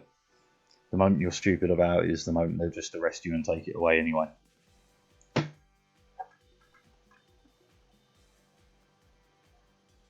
If you're walking to and from those events, see, now legally speaking, that's a bit difficult because you're not breaking the law as such. As long as you're not presenting a threat to the general public, you're not breaking the law. The moment you pose any form of a threat, you're breaking the law. And again, the same kind of goes with not being at the venue. They would probably advise you not to do it if you didn't have a safe way of transporting it without taking it in public. If you had a big bag or something, yeah, they'd probably say okay, because it's not in the public view, it's not easily accessible, and it's not really a threat.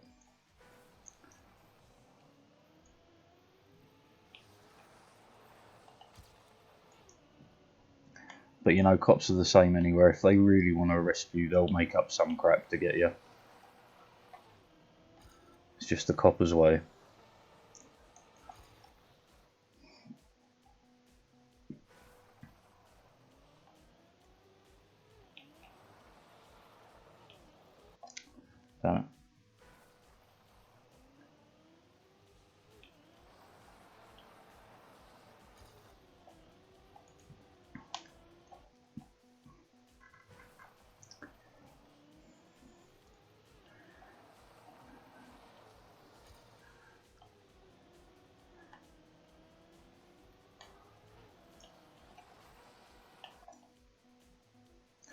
Yeah, it'd definitely be it'd be risky, but if you ever got arrested, you'd just go to court for it and plead your case, and they'd probably agree with you over the cops, as long as you were being a smart and reasonable human being.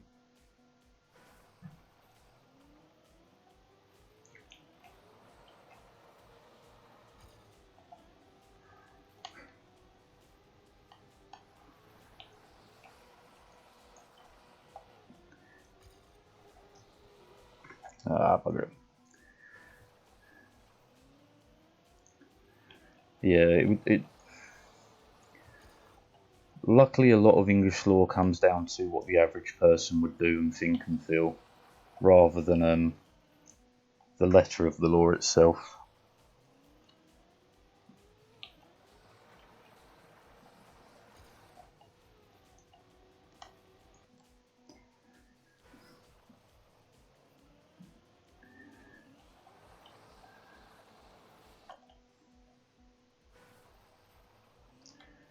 Like, I mean, it'd be difficult to argue here, because if...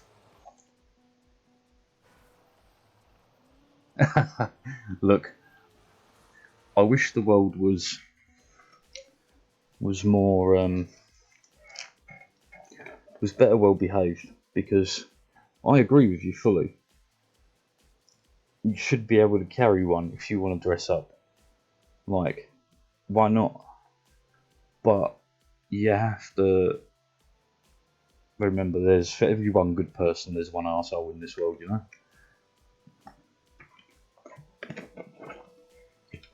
Someone that will use that as an excuse to go and stab up a venue or something.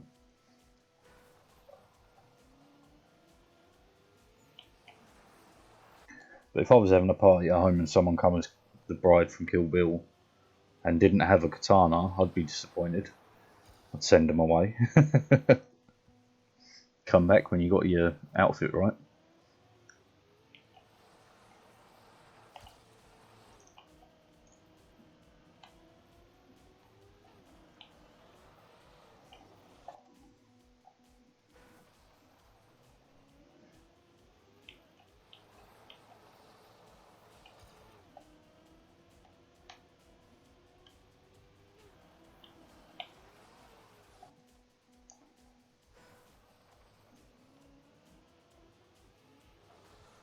Let me guess, you got the Kill Bill outfit but not the katana. It's okay, I won't send you away. You can stay.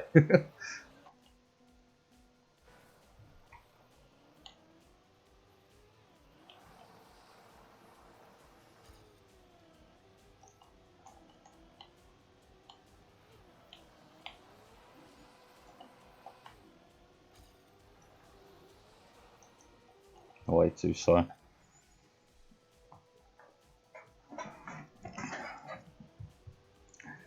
If nothing else, right, it's a fun outfit to wear.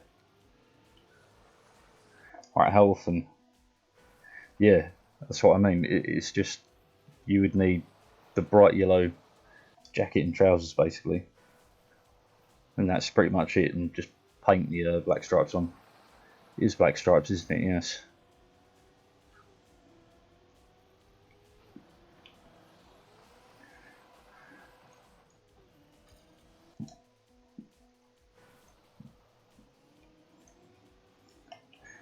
Oh yes, the sword is crucial.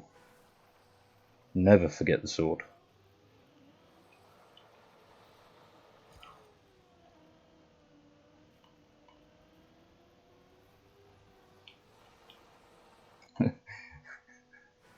If you ain't got the sword, technically you're just someone who's dressed from the 80s.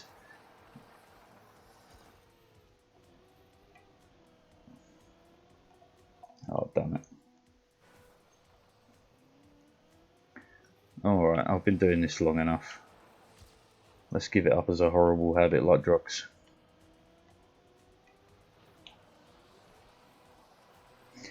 Which, I mean, technically does still make it a cosplay of some description, but it's not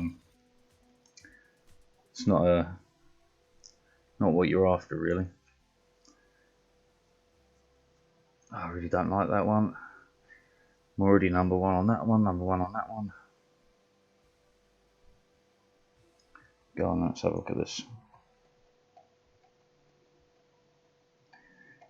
Yeah, like I said, I'm all for having the katana. It's just you got to remember the average person's a bit of an idiot.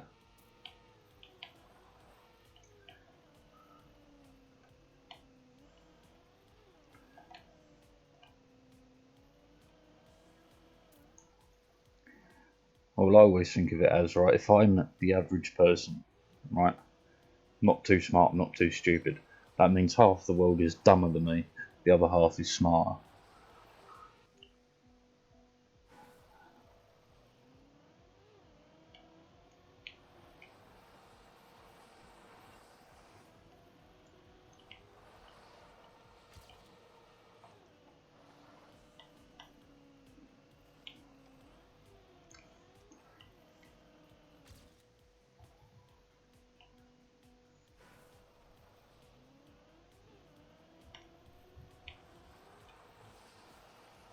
Lost all grip there. Must have hit the wall.